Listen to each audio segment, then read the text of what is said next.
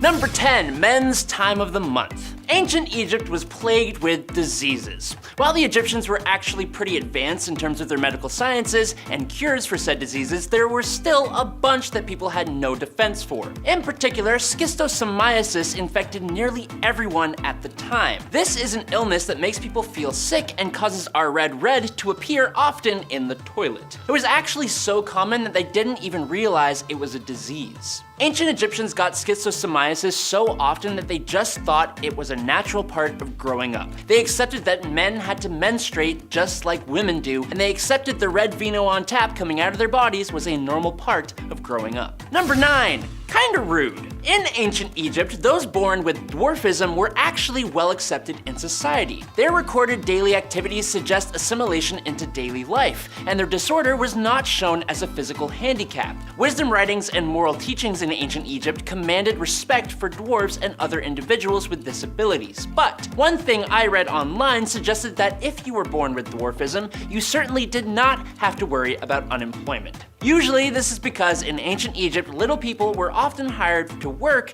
in security-sensitive jobs, specifically those who worked with gold. This didn't actually apply only to those with dwarfism, but others with obvious physical characteristics that helped them stand out. These people were considered to be the best candidates for this kind of work because if a worker stole anything, they were very easily found and promptly arrested. Number 8, me and all my friends. Every time a First Dynasty king bit the dust back in ancient Egypt, a whole lot of people went with him. Egyptians were famously almost more obsessed with their lives after they passed on than they were with their actual lives, and a passed away king needed his retinue to support him in the afterlife. It was a shocking show of power. For example, almost 600 other people were found buried with King Jur. When a king went, hundreds went with him, but those who were taken out this way would not necessarily feel that they were being unceremoniously taken. Those servants who were sent to bite the dust and be buried with their masters were considered privileged to be allowed to follow a powerful figure into the afterlife to serve them. However, it was still likely nerve-wracking to know that your fate was tied to the random passing of a person that you worked for. Egyptian royalty stopped this practice early in the First Dynasty, but it may have continued in a more innocent form, with the Egyptians burying mummies with little carved figurines that could magically serve the deceased in the afterlife. Number 7, sunburn.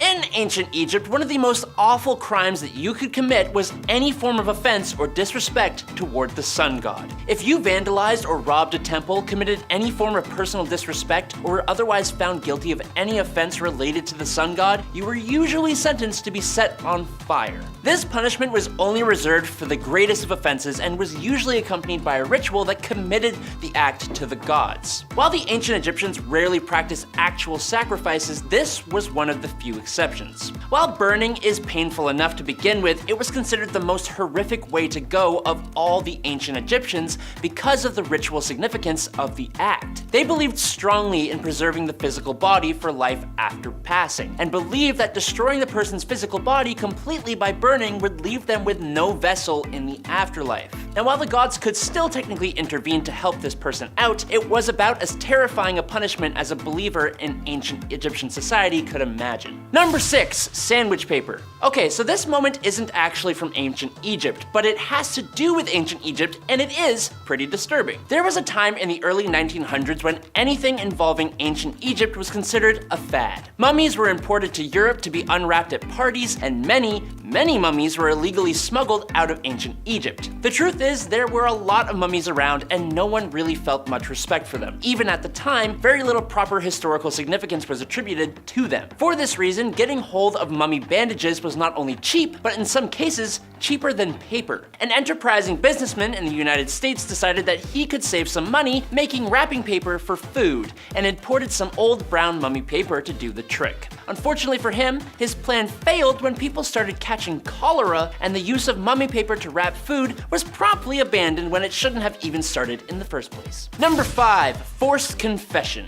In ancient Egypt, they had a well put together system of laws and a group that essentially acted as police. But that doesn't mean things were really all that fair. Just like in older European societies, forced confessions out of people was incredibly common. In fact, it was basically standard practice. Usually, to elicit confessions, people would be whacked with sticks, often on the bottom of the feet. Those who were forced into confessing were expected to not only admit to what they did, but explain where anything they stole might still be hidden and rat out every single one of their accomplices. Then, the same practice could be applied to those accomplices. Unfortunately, like many imperfect legal systems, it will never be possible to quantify just how many innocent people may have been punished for a crime because they were forced into confessing, something that they didn't do. Sadly, false confessions under this method are an incredibly common phenomenon because people will do almost anything to just make it stop.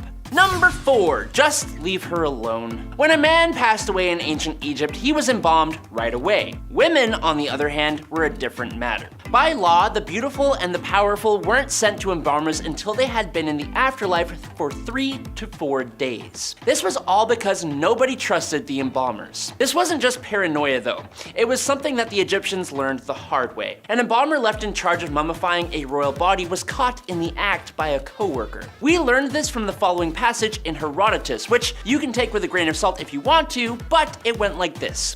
Quote, "The wives of men of rank when they pass are not given at once to the embalmed, nor such women as are very beautiful or of greater regard than others, but on the 3rd or 4th day after their passing, and not before, they are delivered to the embalmers. They do so about this matter in order that the embalmers may not..." I'll just leave the rest up to your own imagination. Number 3, crocodile dung. The ancient Egyptians were the first society we know of to create birth control. However, this birth control was not in the form of pills or little rubber things. Instead, the Egyptians turned to crocodiles, specifically their rear ends. To avoid pregnancy, the ancient Egyptians mixed honey and crocodile dung and then inserted that lovely mixture into the holiest of holies before any of the fun began. The reason for this is possibly that the acidity of crocodile poopy is considered to be effective at eliminating a man's microscopic soldiers of fortune.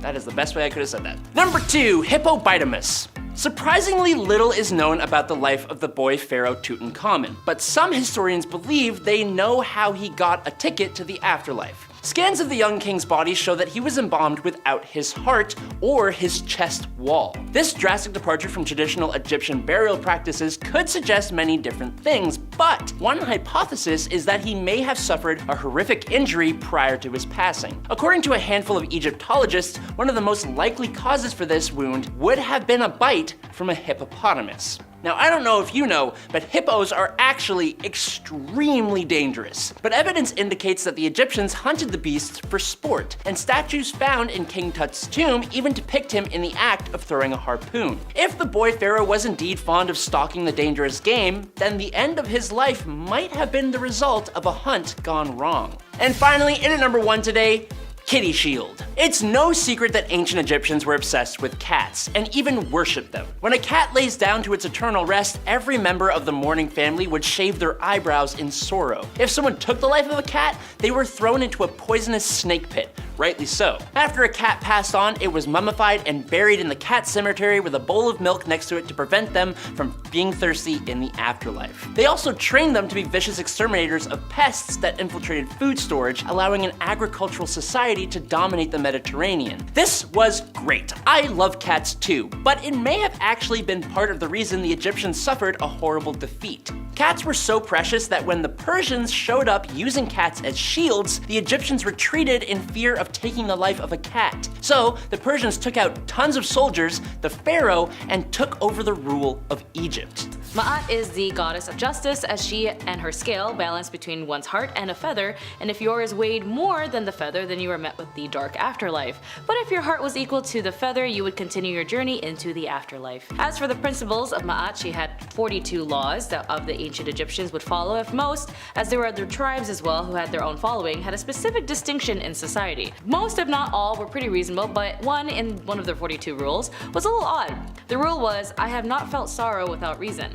The rest of the rules were pretty great, as it includes I made no one cry today, I have not stolen food from a child, I have not stolen anyone's land, I have not polluted the water. Those are pretty great rules, but the not have felt sorrow without reason does borderline on the whole mental health set of things. Unless you're melancholy all the time, the concept of mental health was still a foreign concept, and even now, there are still people who do not believe it to be a rational feeling. As times go on, in this law in particular perhaps was not only referencing to the sake of ancient Egyptian mental health, but if someone was feeling depression or anxious or just not normal, they might have been ostracized or even looked with disdain. Number 9. Fines. I mean, the concept of fines came pretty prevalent in these times, especially if theft and burglary occurred, which, as we know, grave robbing was pretty common.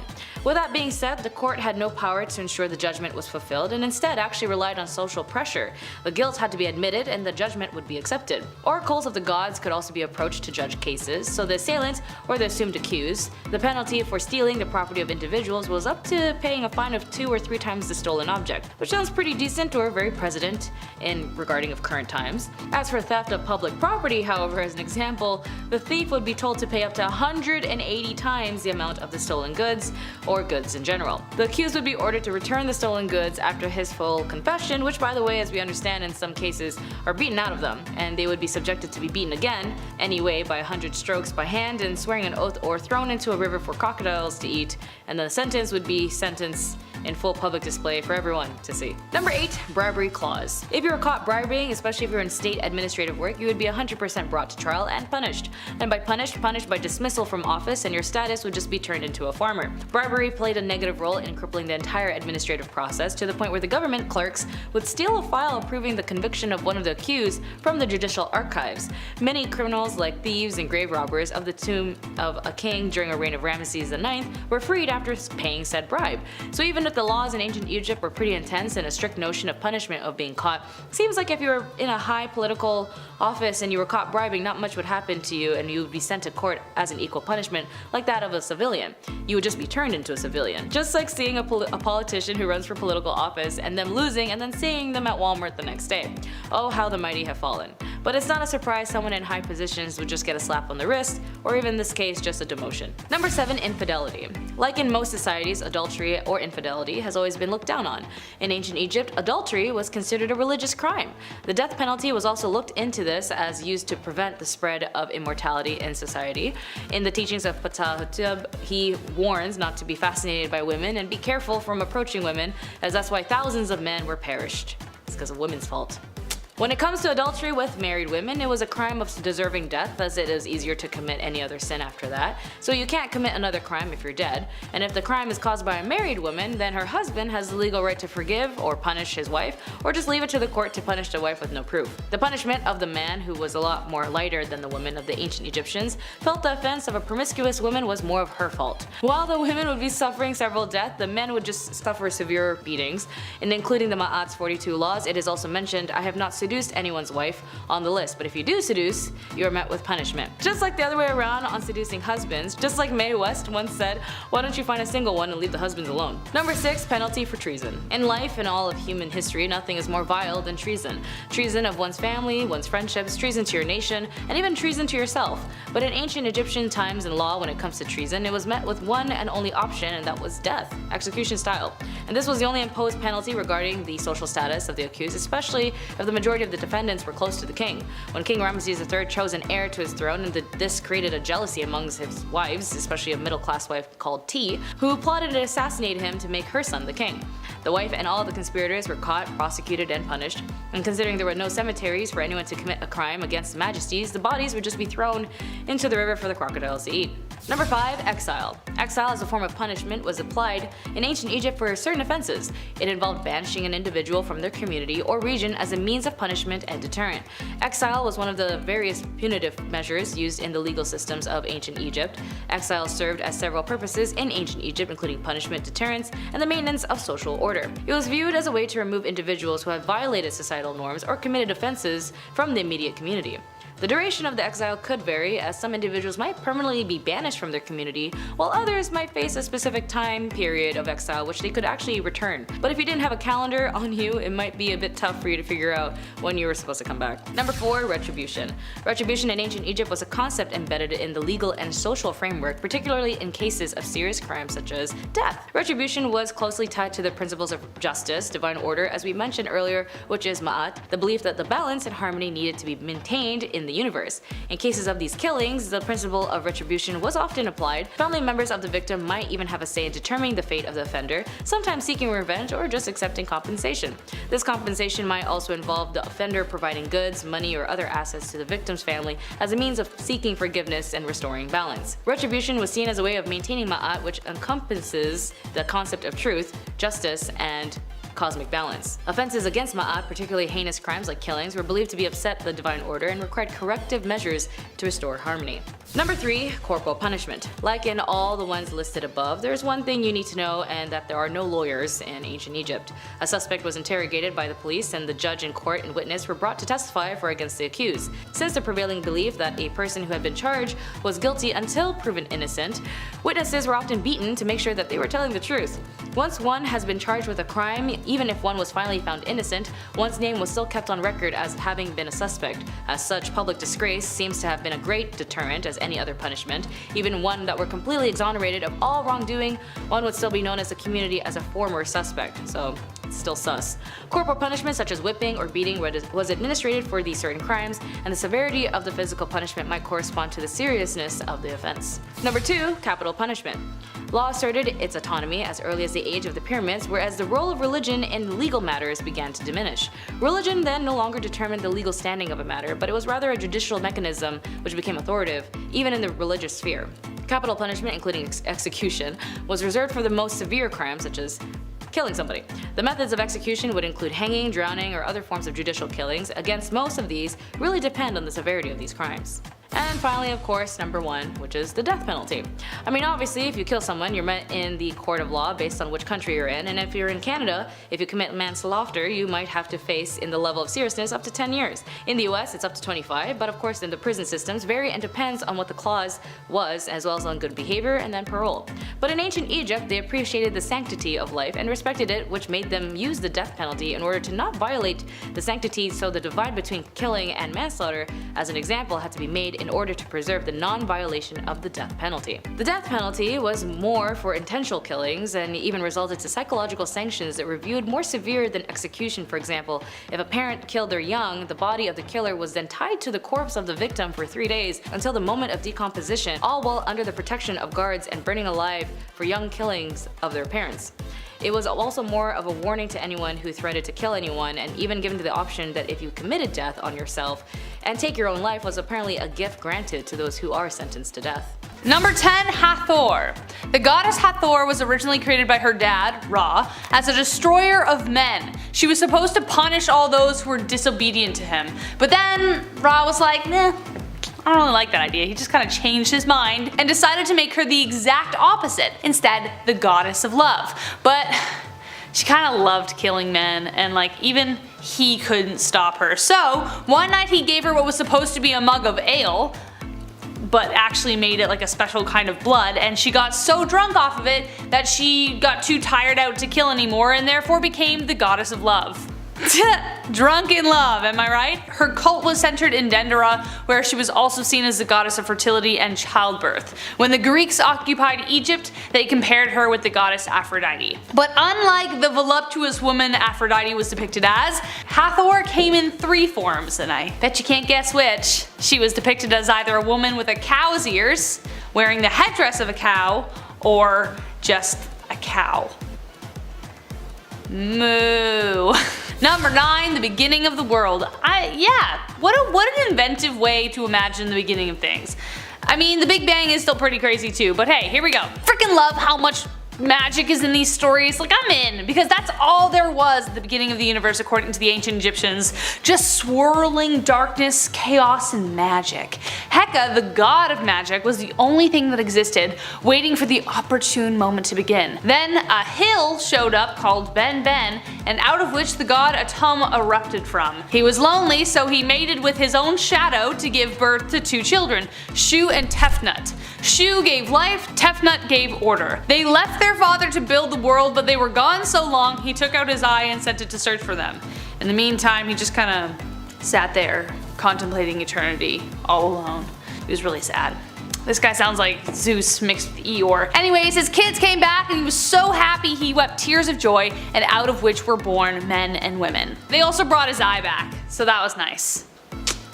Number 8. Light as a feather. So unlike a lot of religions we've heard of, there wasn't really a concept of hell in Egyptian mythology. It was either you were worthy of heading into the afterlife or you weren't. Mat was the goddess of harmony and supported the belief that if harmony was disrupted, it must be restored. Every ancient Egyptian myth in some form follows this format. But the most important role she played was in the afterlife. When the soul left the body, it would appear in the Hall of Truth in order to stand judgment before Osiris. The heart would be weighed on a golden scale against Mat's white feather. If the heart was heavier, it would be devoured by a monster and the soul would disappear. If it was lighter, then you could go live in eternal bliss. So instead of several layers of burning torment, souls in Egypt instead faced eternal darkness and unconsciousness. The idea of non-existence was more terrifying than being cut up by demons.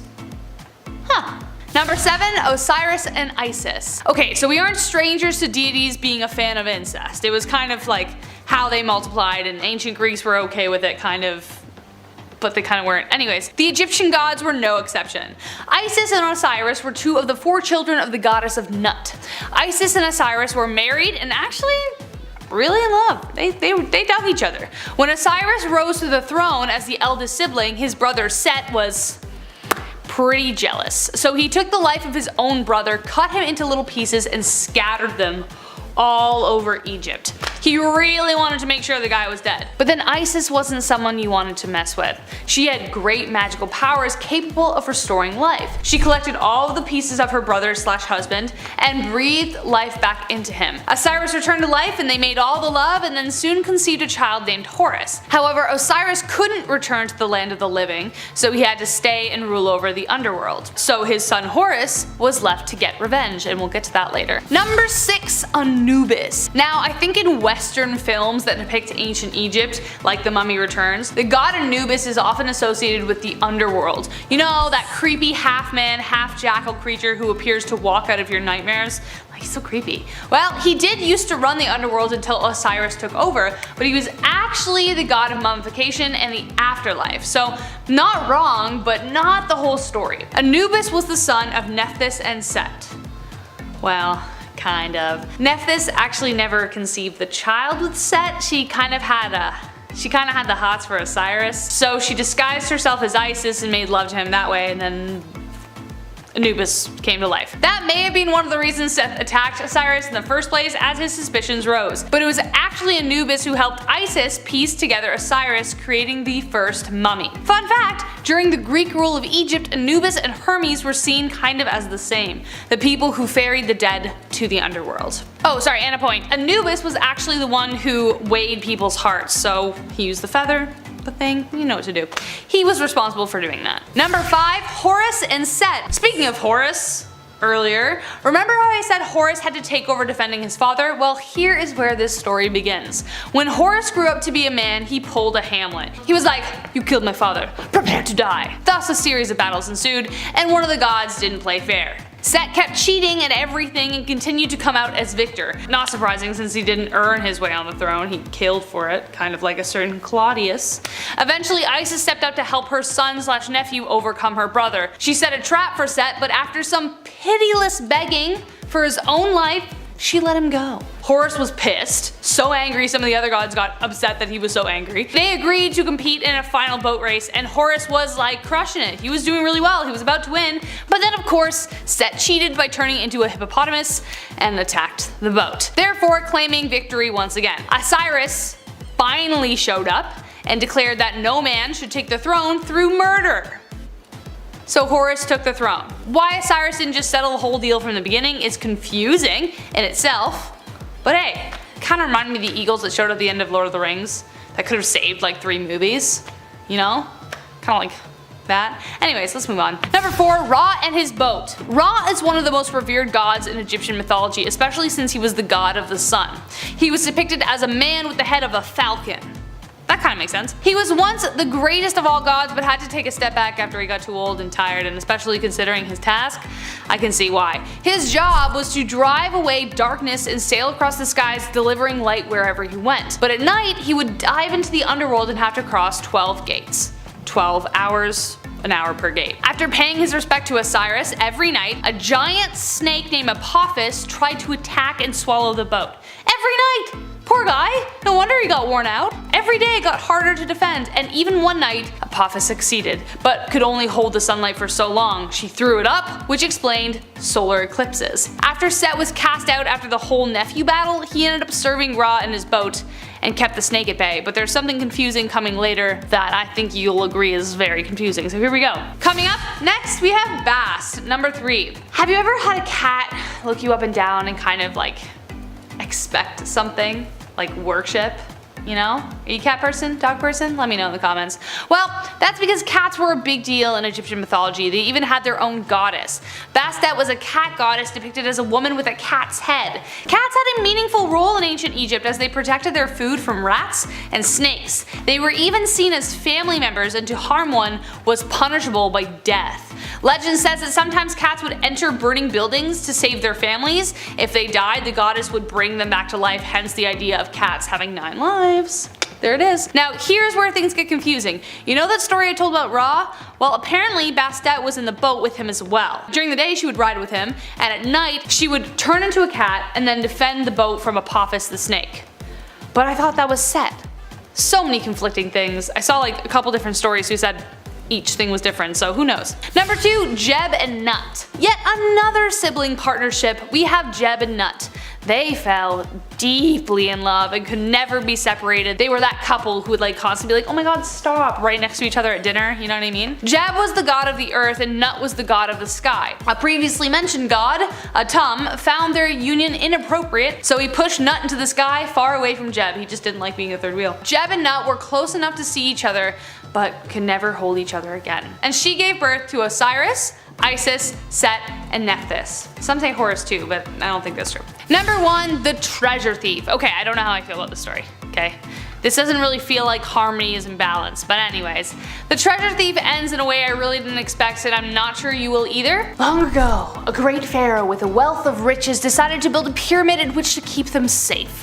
One of the builders was wise to his plan and decided to find a way to claim them for himself. He built a stone vault with a hidden entrance covered by a slab so he could get to the riches. But unfortunately, he fell ill before he could return, so he told his sons of his plan. The sons headed to the pyramid in the dead of night, following their father's order. But, unbeknownst to them, the pharaoh had laid booby traps and one brother was caught in one. Not wanting to be found or interrogated, revealing his other brother, he told his brother to chop his head off.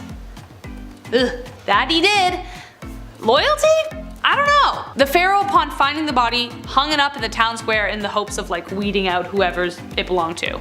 But the other brother, being so clever, got the guards drunk and stole back his brother's body in the dead of night. The pharaoh was like, I'm not even mad, I'm just impressed. He gave the thief a pardon, summoned him to the square, and gave his daughter to marry him.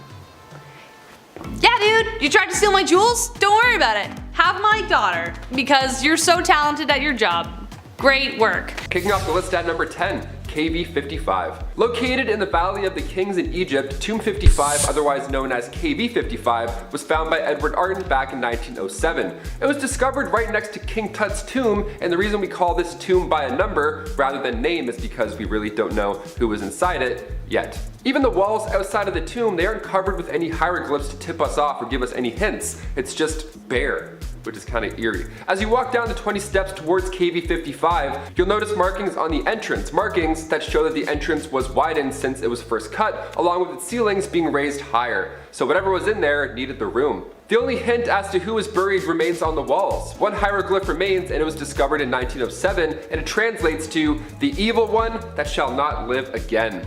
Even these massive stones were built in order to prevent anything from getting out. See, usually with these ancient tombs, it's the opposite. The description for who's inside the tomb had also been destroyed. So we have no idea who or what is in KV 55.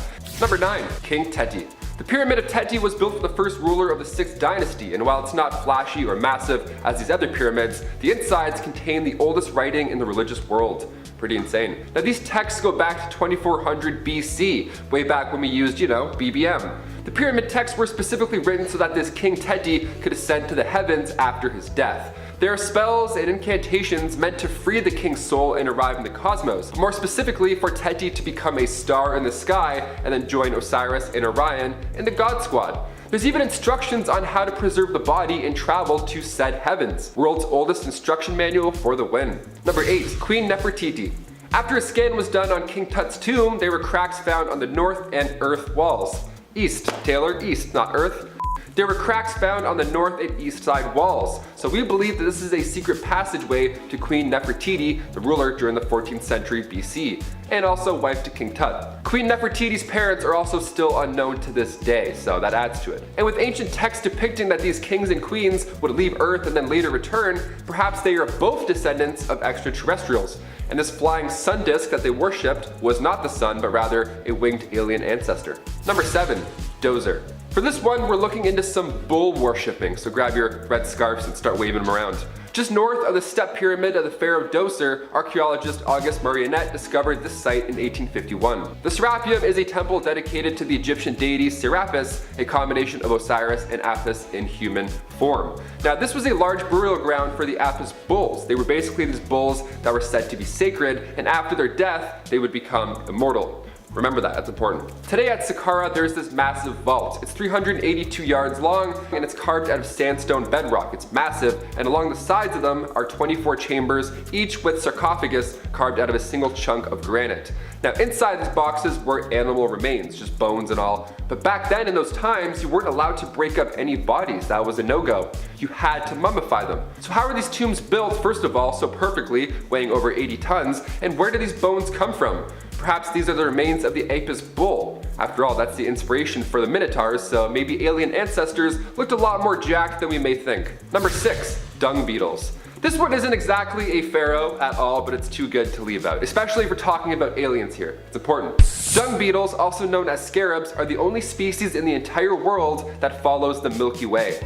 Think about that for a second. Let's talk about it. Some animals follow the sun. Turtles sprint to the ocean the second they're born to avoid getting plucked up by birds. Now these insects would follow the line of the Milky Way and then roll their towards it. Literally, their poop, they would roll it towards the skies, which is insane. Symbols of these beetles are seen all over, either in hieroglyphics or even in movies. Their presence is known. Near the sacred lake at the Temple of Karnak, there's a massive scarab monument. And there's even a legend still to this day behind said statue that if you walk around it 9 times, you would find health, wealth, and love. And you'd also probably be a little bit dizzy.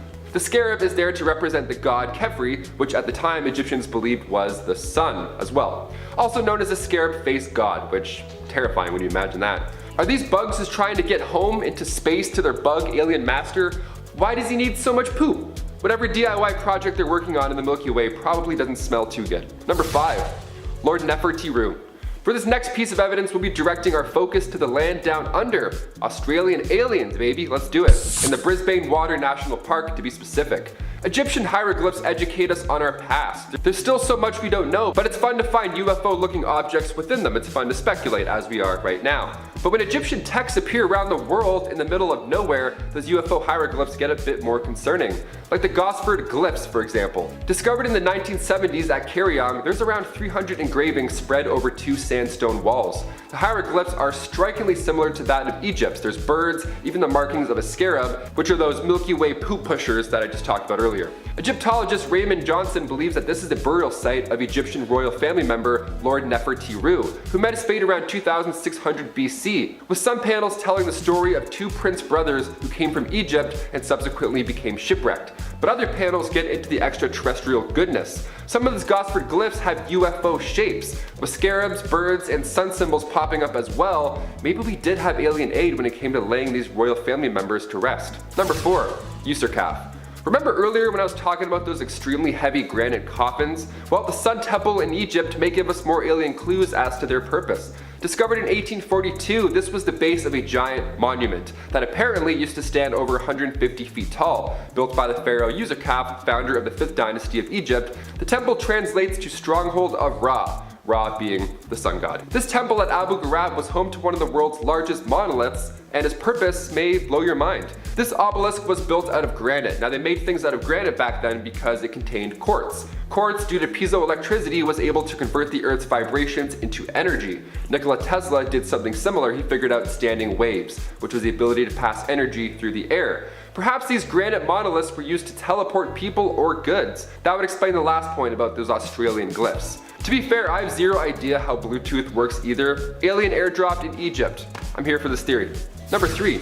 Khufu. In order to become a god in the afterlife, these kings would build massive temples or pyramids. The Giza pyramids were built over 4,500 years ago, and to this day, they draw in about 15 million visitors a year. Pharaoh Khufu's is the largest pyramid in Giza, and it was the first pyramid that they started to build, obviously taking the longest. Reaching up to 147 meters high, it took 2.3 million rocks to create this landmark, and its alignment with Orion's belt gives it an extraterrestrial vibe. And with Tesla CEO Elon Musk tweeting aliens built the pyramids, obvi, we now have to ask, just how did thousands of workers achieve this? The placement of the pyramid is also unique as well. It's aligned perfectly with the cardinal directions, north, south, east, and west. That much accuracy back then with the stars and the earth and the heavens, they must have gotten help from alien friends, or else they had the world's biggest protractor. Number 2, King Tut. Only a few years after King Tut's tomb was discovered in the Valley of the Kings, archaeologist Howard Carter found 2 daggers that were buried with said king. It's not uncommon to be buried with your goods. It's why Egyptians would build these tombs in a certain way, so that grave robbers wouldn't snoop around and steal your entire family heritage. It was made so nothing could get out, which is insane. But 2 daggers were found with King Tut, one made of iron and the other gold. Now with iron being even more rare than gold in the Bronze Age, this was a big deal. And with recent advancements in technology, we were able to use a technique called portable X-ray fluorescence spectrometry, and according to the journal Meteorites in the Planetary Science, the blade is actually made of iron, nickel, and cobalt, suggesting that this material is of extraterrestrial origin. And finally, number 1. The Great Pyramid of Cholula. There are many parallels between Egyptian and Maya civilizations. The two cultures are so far apart both in time and distance, and they also never made contact, but both pyramids are made with steps and both have stone serpents. The vault arches are also strikingly similar, and hieroglyphs within share a lot of the same symbolism. These hieroglyphs include advanced mathematics that they say was bestowed upon them, also from these sky gods. Was this just one landing site of our alien ancestors? Let us know in the comments below all your thoughts. Kicking off the list at number 10, Ramses II. Ramses II, part 2, you see what I'm doing here.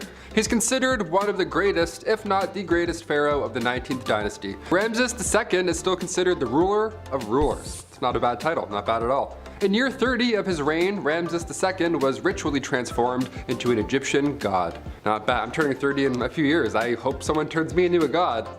Or gets me like a bike, one of the two, I'll take both. So it was only fair if the spoiled pharaoh erected a bunch of statues of himself. Yeah, big selfies. Ramses put up more selfies than any other pharaoh in history. Most famous of them, the temples of Abu Simbel. There lies a monument dedicated to the late Queen Nefertiti and the Ramesseum. We kicked off a part 1 with Ramses signing the first ever peace treaty, so for part 2 we had to show some of the glamour side of him, you know? Number 9, over 100 children. Who is this guy, Nick Cannon? Ramses II is the father to over 100 children. With that, of course, came the 200 wives, otherwise ow and how, if it was just one person. Ow and how, you know? It's guesstimated that Ramses had 96 sons and 60 daughters. Of all those children, Ramses outlived a lot of them. It's almost like living as a king helped, perhaps, maybe, I don't know, maybe you ate better. maybe, just a hint, just an idea. Eventually, Ramses was succeeded by his 13th son with his favorite queen, Queen Nefertari, giving her the fanciest tomb in the Valley of the Queens. Nefertari's tomb contains paintings that some consider are the greatest works of ancient Egyptian art. Not bad, I had like baseball wallpaper on mine growing up. Tomb QV66, he spoiled his lady, look at this. We gotta love him. Her tomb is 520 square meters covered in beautiful art, but in 1904 when Nefertari's tomb was rediscovered, all that was found was her mummified knees. Yeah, all that was left was her kneecaps. What, like, who does this? Raiders had stolen all the treasure prior, sometime in the many moons she had been lying there, and they even took her body and left her knees. Like, what monsters? They're like, yeah, grab the treasure, leave the patellas, let's do it. Number 8, ready to strike. Pharaohs may have looked beautiful living and after death, but they meant business, okay? They were protective of their land, their family, their many lovers and children. The symbol often worn by pharaohs were symbols of power, a Nemes crown. This crown was a striped headcloth and the back of their head was covered with an aureus symbol, aka an upside down cobra. The cobra symbol represents that the pharaoh is always ready and willing to attack their enemies. Attack them with venom. It's a pretty cool symbol. Mine just says DC Etnies shoes. I'm like, this says fight me if anything. DC skate shop on my back. I'm like, yeah, you can just attack me, that's cool. Number 7, King Teti.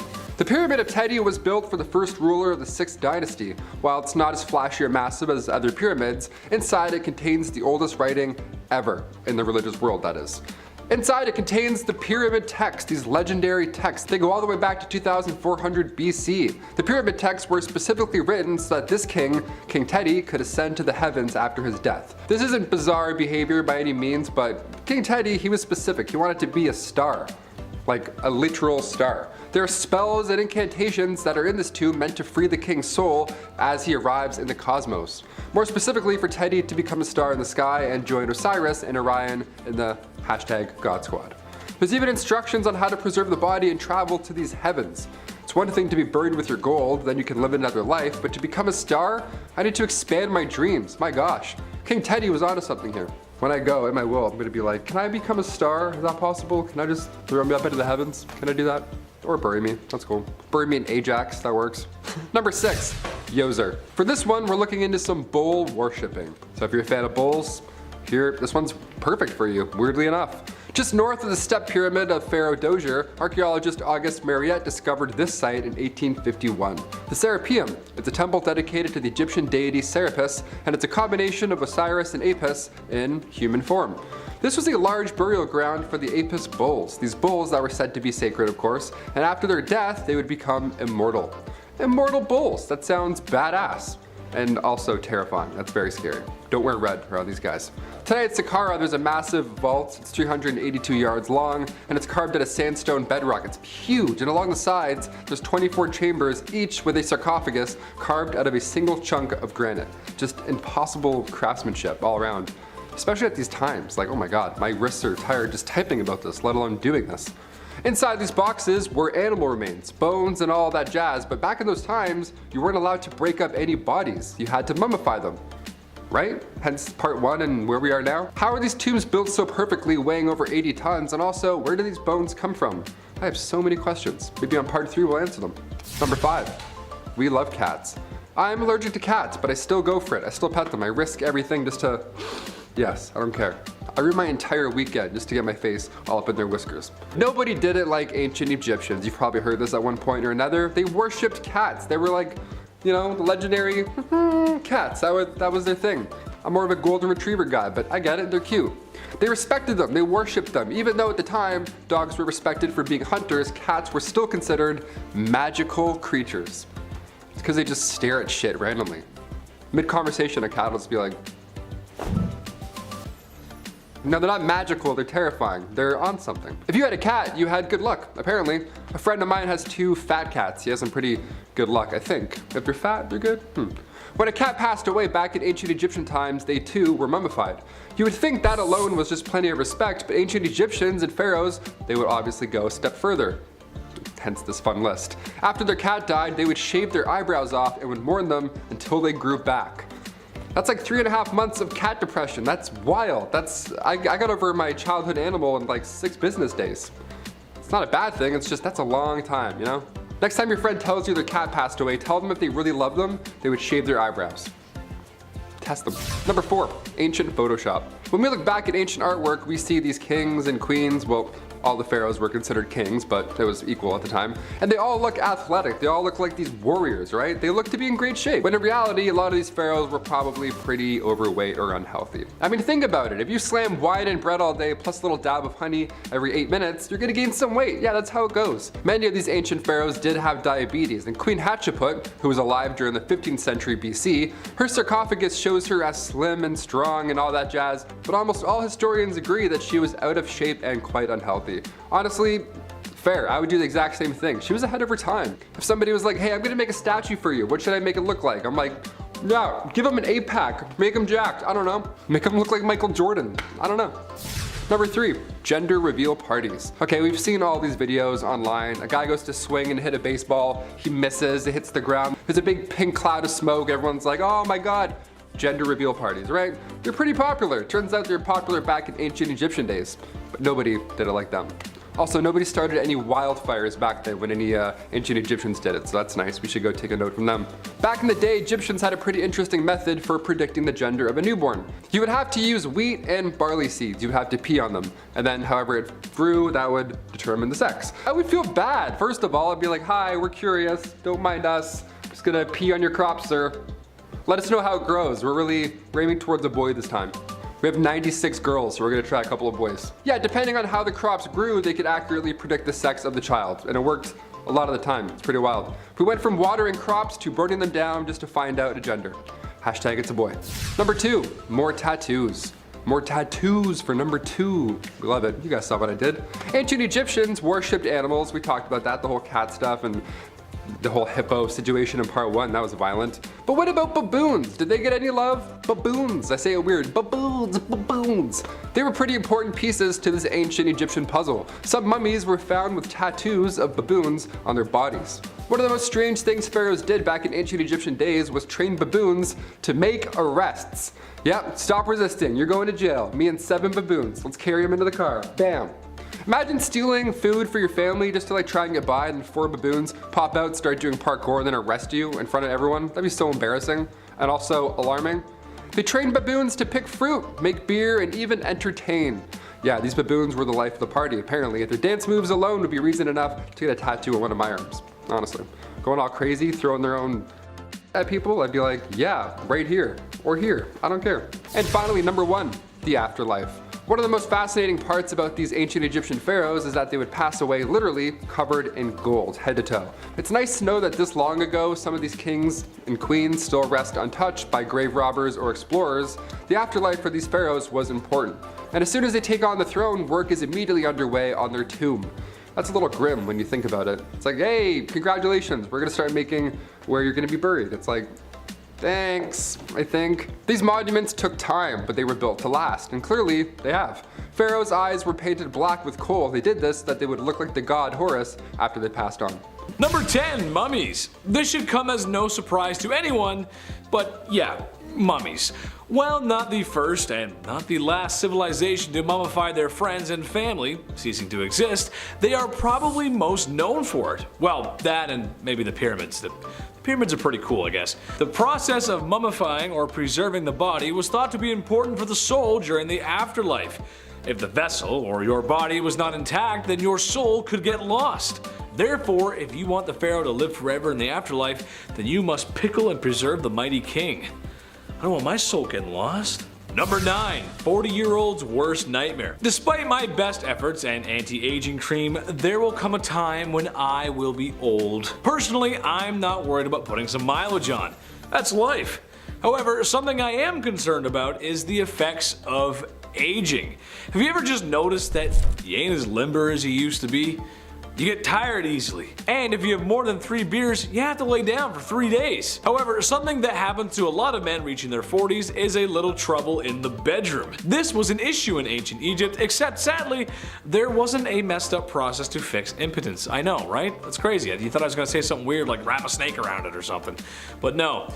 When in modern times the cute waitress at the golf clubhouse just doesn't get your blood pumping anymore, you could reach for a small blue pill that everybody knows. Egyptians did not possess such luxuries and instead prayed for the Pishadil to work. Dear Desert Jeebus, please make my wiener work again. Thank you. Number 8. Ahead of their time. Ancient Egyptians just may have been ahead of their time and didn't know it. The Egyptians had tons of different herbs, plants, and methods for treating all kinds of ailments. Their alchemy skill was maxed out. I never did that. However, one method they came up with may have been helping more than they thought. A porridge mixture that was boiled down that contained tetracycline, which, just in case you didn't know, is known as an antibiotic.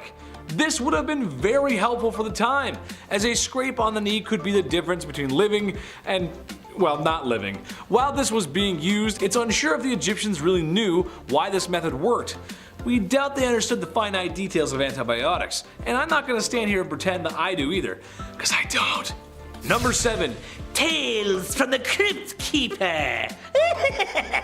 You didn't think I was gonna talk about mummies and not talk about how they make them, right? Hold on to your spittoons, this is gonna be a rough one. Okay, so we all know that when we pass on, our bodies begin to decay and break down. The Egyptians knew this, so they would have to be one step ahead if they were to have the king pickled in time for the afterlife. Well, first things first, the brains? They gotta go. They would remove the brain with a large spike and sort of mash it up there and well, then they drain the contents from the nose, which that is just disgusting. Stomach, colon, and lungs, well, those won't be needed in the afterlife either, so they gotta go too. But the heart stays though. That's where the soul is. The king was then dried out with mounds of alkaline salt in the world's best beef jerky impression.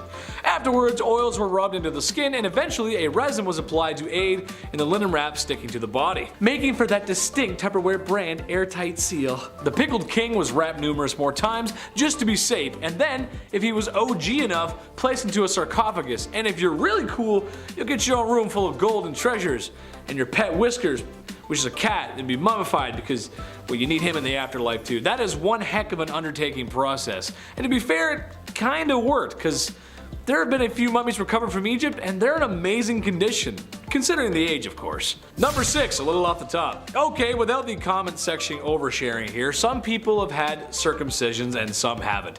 It's a part of life, okay? That's how it goes. Debatable to some, but it happens. This was a common practice in ancient Egypt, claimed to be for hygiene reasons. However, there's something a little bit different about their process. See, today it happens when you're a baby. A strange man comes in the room, and he cuts what he has to cut. L'chaim, it's done. There it is. That's it. It's over. Egyptians waited a little longer, however, closer to the age of 12 or 13. Can you imagine just chilling in the field one day, and then some strange dude grabs you and slaps you down on the table and makes a withdrawal from you to meat and veg? I talked to the chief today, and he just said that's not it. Don't do that. Number 5, bloodletting.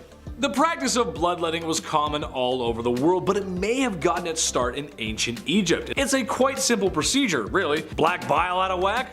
Lose some blood. Can't stop coughing and sneezing? Drain some blood. Been possessed by demons and now they curse and haunt you as they run up and down your bloodstream? Drain some blood. The question is, however, was this really helping? The short answer, no. No, it wasn't. Besides feeling lightheaded and going pale, this didn't really achieve much, since the days of old were filled with all kinds of other ailments that would easily end someone's life before the spooky demons running up and down someone's bloodstream ever would. I don't feel good. Oh, we better bleed Grandpa again. I don't know, like what? Number 4, plastic surgery. Hey, there's nothing wrong with a little cosmetic surgery. I for one feel that if it'll make you feel better, go for it. Feel better about yourself. Do it. I don't think there's any shame in that.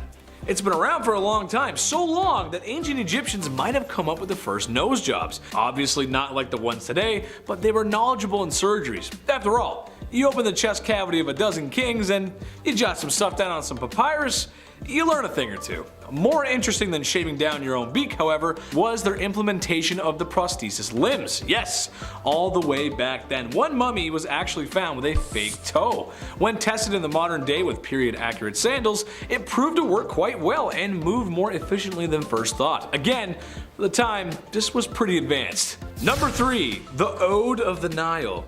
Imagine people working all day in the blistering sands of Egypt, where the sun beams down on you like, well, the sun in the desert. lifting massive rocks and carving them to shape. I don't know about you guys, but I would be sweating. And that also means I wouldn't be smelling too fresh, resembling that of a high school locker room. Yuck. Well, the Egyptians knew this was an issue, so they came up with what was probably the first underarm deodorant, using nice herbs and other items that had pleasant aromas and stuck them where the odor was coming from. In your armpits. I just know that after a long day of hard labor in the sun, I would need more than cinnamon sticks and lavender to tame the odor of my sweaty lumberjack armpits. That's just how it goes. Number 2, the Egyptian Brazilian. The 70s have come and gone, and a popular trend today is to be hairless. Everywhere. Even in places where you didn't think it was possible to grow hair when you were younger. Egyptians took it upon themselves to remove all their hair. Well, at least most of it. Not because the Nile River had nice beaches, but because of lice. Oh, yuck. While not an exact cure for the itchy bugs that plague schools across America, it did seem to help. And if you've ever had lice before, you know how bad that sucks. I had them once. It was the worst. Cut my hair, shave my head. Lots of baths. It's no fun, man. Too cute for that. I don't want that. Number 1, Wario breath. Wow. Okay. It makes sense that Egyptians would come up with breath mints and mouthwash. They fed their laborers diets of foods that contained a lot of onions and garlic. Sure, I'm just like everyone else who cooks.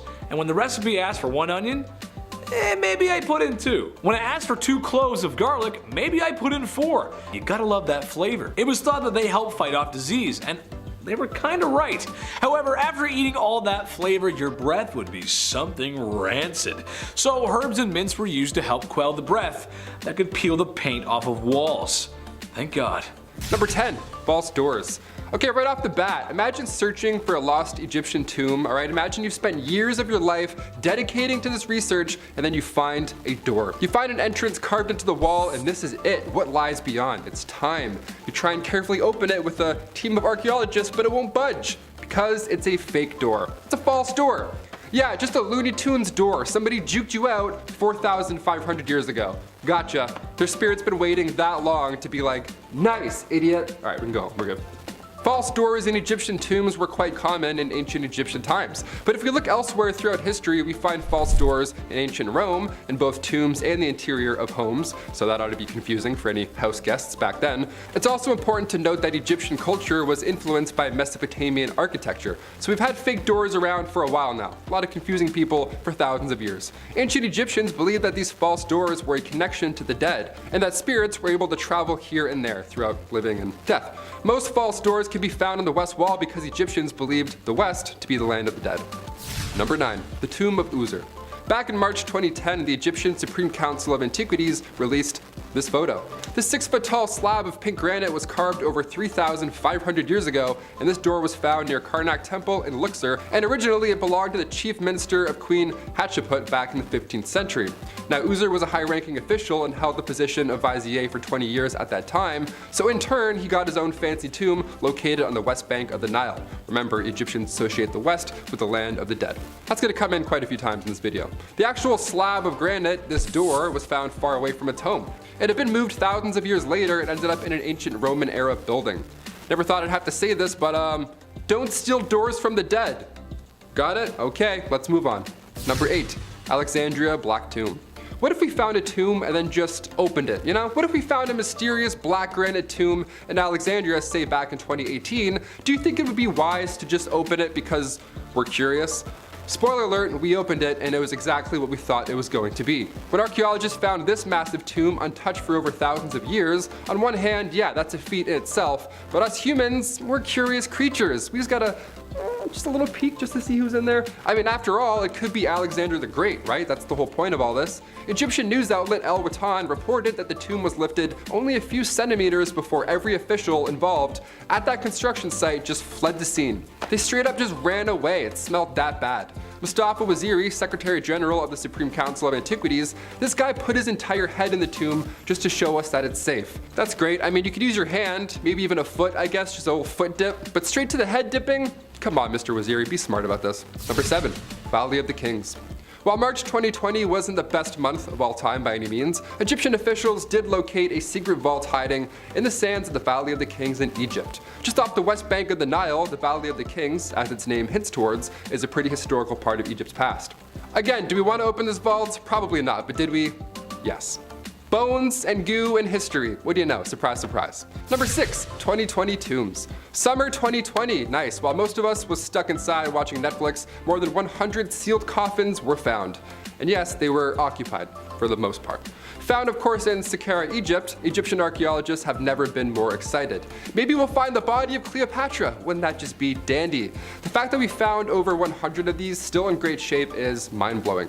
Grave robbers have been around since ancient Egyptian days, and for all of these to be untouched for this long is honestly unbelievable. These findings date back to 712 BC, which was a period where Egypt was controlled by foreign civilizations. That's what makes this so insane. Like Persians and Greeks, they were all around at this time. The idea that we're finding mummies is great and all, but again, do we need to open all of them up? Maybe there's treasure, maybe there's bodies. Either way, it's not yours. Am I insane? Maybe I'm insane. Do we need to find Alexander the Great this badly that we're willing to disrespect this many souls in the process? Number 5, Luxor tomb. We've been saying 2,500 years ago, and don't get me wrong, that's an awful long time to go. But in 2014, archaeologists discovered a 4,000-year-old tomb from the 11th dynasty, tucked away in Luxor, Egypt, of course, as this list says. Spanish archaeologists found a tomb belonging to a leader from the 11th dynasty, and it's pretty obvious that this was somebody from the royal family or somebody who was a high-ranking official, because at the time, Luxor was the capital city of ancient Egypt, and officials also believe this tomb could have been used as a mass grave. The important thing to note here is that the tomb had also been used during the 17th dynasty because tools and utensils from that later time were also found in this grave. We're gonna find a spork in 5,000 years and be like, ah yes, ancient tools, interesting. Number 4, 210 sarcophagi. So we thought it was a pretty big deal when 160 bodies were recently discovered in Egypt. This was back in September 2020. Over 160 coffins were found. Wild, right? Well, those are rookie numbers, turns out. For this one, archaeologists found 210 sarcophagi near Queen Nefertiti's funerary temple in the city of the dead, Saqqara. Yeah, there were over 160, surprise. Maybe next time you check in with us, that number will be even higher. Who knows? Hopefully, / maybe hopefully not. I don't know how I feel about this. This was January 2021. We probably would have seen it on the news, but that was when 768 people were storming the Capitol, so the news was a bit busy, I guess. Thanks. These sealed coffins were untouched for thousands of years. They went from finding 160 to finding 210. That's incredible. According to the ministry, the sarcophagi were completely closed and haven't been opened since they were buried at all. They opened a few though, of course, just to analyze and display them, but that's it. Yeah, leave the rest. I'm not focused on ancient curses or Brendan Fraser having to come out and save the day. Just let dead people lay where they are. Let them rest. The amount of effort gone into hiding and preserving their memory alone, I mean, look how long it's taken for us to even find these things. It's almost like they didn't want to be found. Number 3, the ancient curse. The walls of some of these tombs have warnings from the gods, which is a lot. One of them warning trespassers that the gods will wring their neck like that of a goose. Also, if I walked into somebody's property now and it said trespassers' necks will be wrung out like a goose, I would turn back. I wouldn't want to investigate further. I would just walk away. You don't need to be an ancient god to get that message across, you know what I mean? But inside the found tomb of the vizier Ankhamor, a pharaoh's official from 4,000 years ago, a curse was written. Buried in a mastaba, an above-ground massive tomb, was this warning. Might do against this, my tomb, the same shall be done to your property.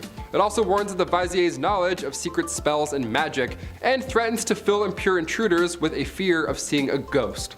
Yeah, there's that, or beware of dog. I don't know, you can pick which is more impactful on your property, sure. Number 2, the animal tombs. This tomb was found, as you may have guessed, in the Valley of the Kings. You're getting good, nice.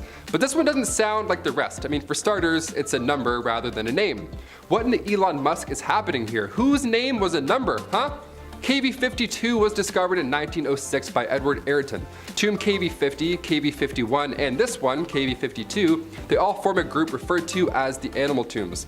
Underneath 6 feet of debris, the entrance to these vaults were found, so when we enter this tomb, specifically KV52, that's been untouched, ideally for thousands of years, we can look forward to finding anything. In fact, whatever we do find, it's a win. It helps complete this age-long puzzle. So when officials opened KV52 and it was completely empty, well, that doesn't feel too nice. Something here is wrong. It was empty except for 2 boxes. Both were black and undecorated, which is odd considering what we've learned on this list. The larger of the 2 contained the remains of a monkey, and the smaller one was a canopic chest that had 4 compartments in it. Hauntingly bare compared to what else we've seen on this list, but it gets a little better. We're not done yet. Finally, number 1, Queen Nefertiti's hidden chamber.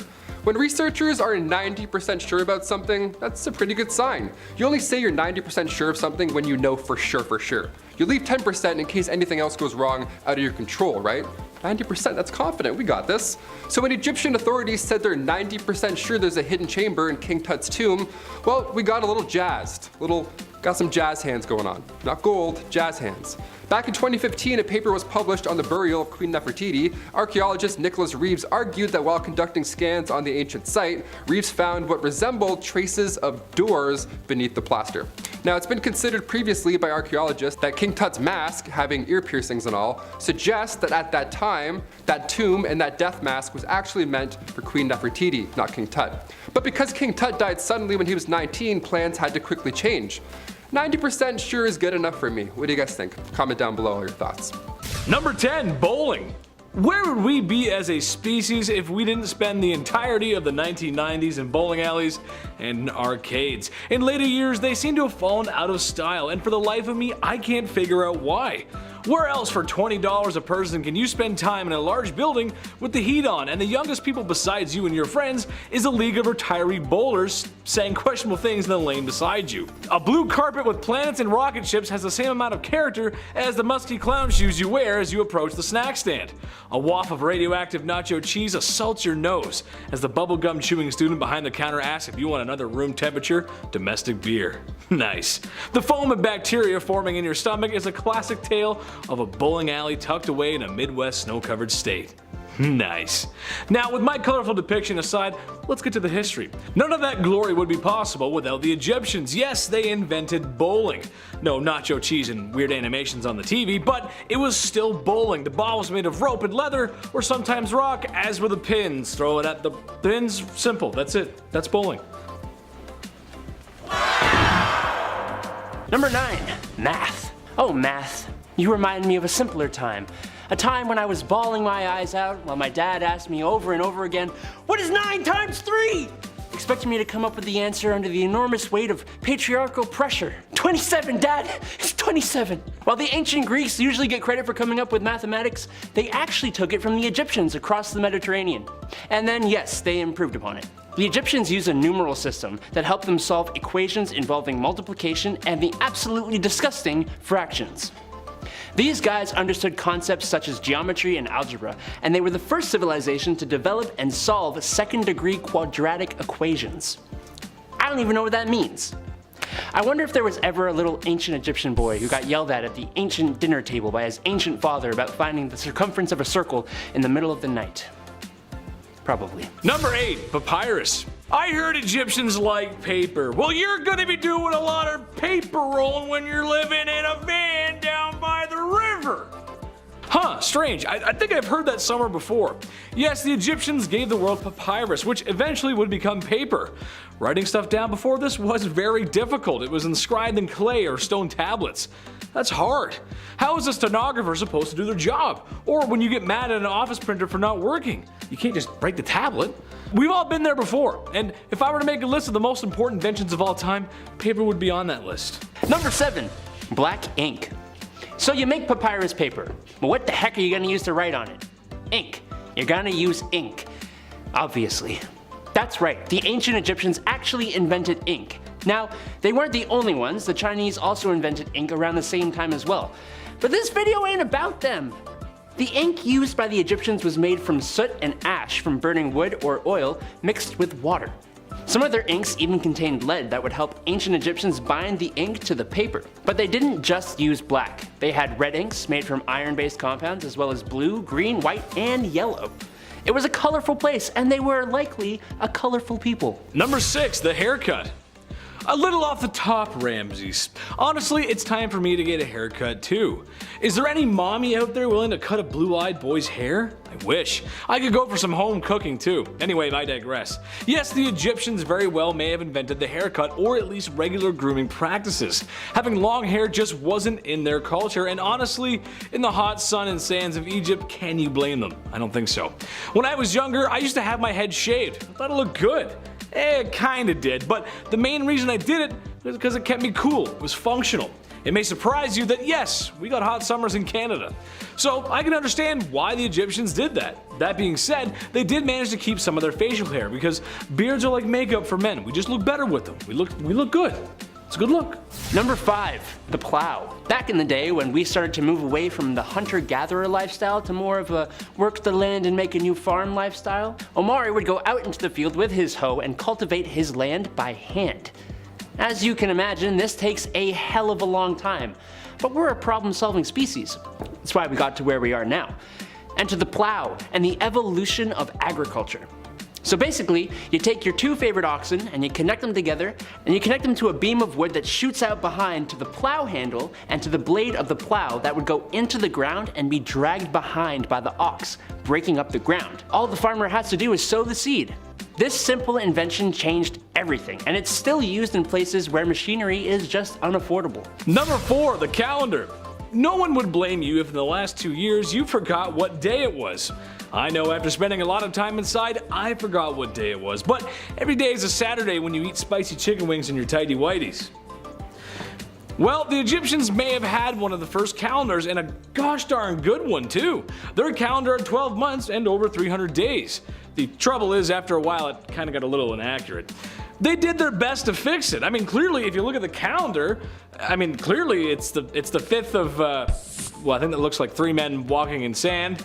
And next month we have a special festival happening. It looks like it'll be a sunny day on the 12th of man with ball on his hat. Hieroglyphs are hard, man. I don't know. Number 3, clocks. Alright, so I'm not going to sit here and tell you the Egyptians invented the modern clock. No. But they did have to tell time, and as any dad or survival guru will tell you, the most reliable way to tell what time of the day it is would be that massive floating ball of plasma in the sky, the sun. Assuming it isn't a super cloudy day or anything. The obelisks we see in Egypt were not just fancy deco pieces. They were actually sun clocks, used to see how the sun would cast shadows throughout different times of the day. They even used it to figure out which days were longer and shorter. There was an even more interesting clock though, a water clock. It was basically a stone vessel with a tiny little hole at the bottom which allowed water to drip at a constant rate. The water marks spaced out at different levels would tell you how many hours had passed. This one's good because it worked at night and on cloudy days as well. Number 2, mummification. Welcome back to the land of the living, my friend. You've been gone for quite some time. Yes, the process of mummification, probably the number 1 thing ancient Egypt is known for, maybe besides the pyramids.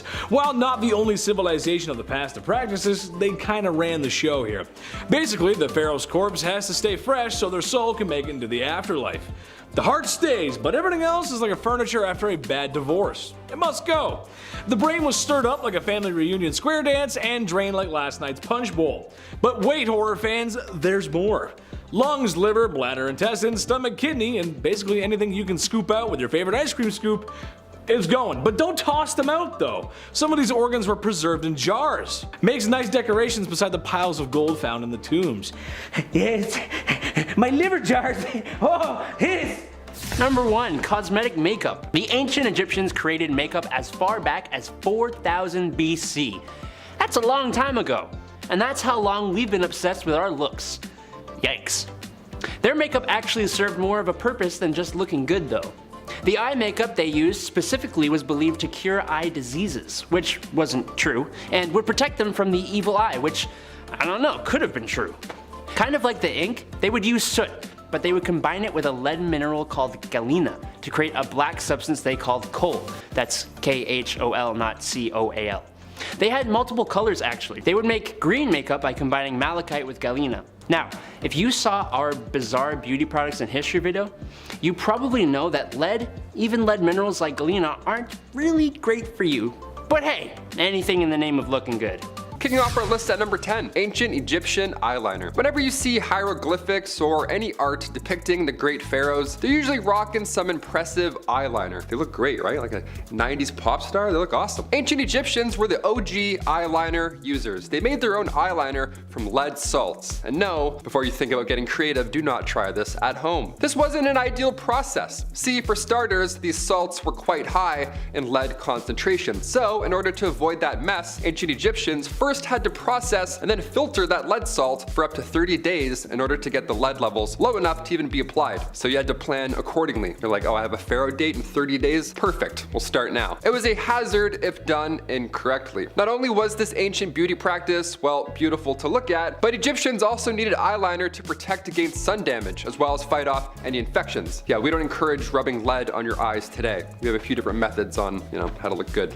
I think. None of them include lead, hopefully, ideally. Number 9, hair gel. Back in my day, in high school, I had to use Dippity-Doo Extra Hold hair gel. Yeah, I showed a scale on the side. I always got the 5 out of 6 hold. That was good. 6 was too much. Nobody ever did the full 6. That's crazy talk. But in ancient Egypt, we didn't have styling, spiking glue, and blasting free spray by DJ Pauly D. No, we have that today, unfortunately, but back then, a little different. Back then, ancient Egyptians loved styling their hair, but again, before DJ Pauly D was born, what is a pharaoh to do? If the Great Pyramids are any indication, they knew something that we didn't. Ancient Egyptians knew how to keep their hair in one place all day long. And that heat too, how do you do it? My curls? I'm jealous. Their hairstyling gel was made with shea butter and coconut oil. But more often than not, they would replace coconut oil with almond oil. So this was a completely natural and strengthening styling gel. Cut to today, we have whatever that is. Psst, ice spray. That's awesome. DJ Pauly. Psst. No. Number 8, coffee scrub. I love coffee. I don't think I love coffee enough to do a coffee face scrub, but hey, never say never. I'll try anything once. Ancient Egyptians would use coffee scrub to reduce inflammation, improve blood circulation, and since it's a ground up material, it's gonna remove those dead skin cells at the same time. Next holiday season, grab your aunt some coffee scrub. Just tell her how it reduces puffiness, improves the skin's texture, all that good stuff. It'll give you that youthful pharaoh look that you've been going for, you know what I mean? Merry Christmas, here you go, coffee on your face. Using grounded coffee powder to exfoliate your skin sounds like a new idea. It's certainly a hot trend today. But before TikTok, ancient Egyptians already knew these benefits. Damn, I'm gonna get a coffee scrub. Maybe I'll do it. I don't know. After I'm done this cup, I'll just rub it on my face at my desk and see what everyone says. Number 7, dead sea salt. You'll never feel more alive than when you use dead sea salt. Here we go. Ancient Egyptians were ahead of the exfoliation game. Dare I say, they invented it. Not only were coffee scrubs a necessity, but salt from the Dead Sea was one of the most popular ancient Egyptian skincare products ever. We traveled far and wide for this one. Salt collected from the Dead Sea was used to exfoliate dead skin cells, and it was so well known at this point that rumor has it, Cleopatra herself would travel all the way to the Dead Sea from Egypt just to take a bath. Yeah, let's be honest, after this point, we'd all love a rejuvenating Dead Sea float. That sounds way better than what I've got at home. Well, bathtub, I can't even fit in this thing. Dead Sea sounds way better. I once left a house party early to go have a bath. Swear to God. York University. Dipped at like 10 o'clock. I was like, I'm cold. I'm not doing this. 40-minute walk. Worth it. Leave your friends for a bath. Do it. Number 6, wax cones. Head cones, also known as perfume cones, were used in ancient Egypt. You've probably seen them in a thumbnail here at some point. The art depicting head cones is quite unique looking. It's like a pharaoh with a triangle on their head. You're like, what's happening there? What is this? Was it like Illuminati? What is this? Long before Pantene Pro V, when it came to head cleanliness, these triangular wax cones were here to save the day. And they looked pretty fun to use. I don't know. They would just sit on top of your head. You didn't need to mix anything with lead for 30 days or bran or anything like that. You didn't need to put any organs in jars, just a wax cone atop of your head. Easy. Back in 2019, experts found archaeological evidence that they were in fact used. So yeah, not just a glyph. Real life history. So I have to bring this up. Men and women alike would wear this cone, and your body heat would slowly melt the wax cone down and through your hair. The cone itself was made of oils, fat, resin. It would be placed on their wig or directly onto your head, and it would keep melting and refreshing all day long. Like a little candle almost. A nice little human candle. Nice little Egyptian man candle. As fascinating as ancient Egyptian culture is, I don't think anybody misses wax cones. It's a little easier nowadays. I'm too tall too. I can't have a wax cone. Are you kidding me? It would hit this mic. No way. Number 5, fake beards. I can't grow a beard, so maybe I'll just start rocking the fake one,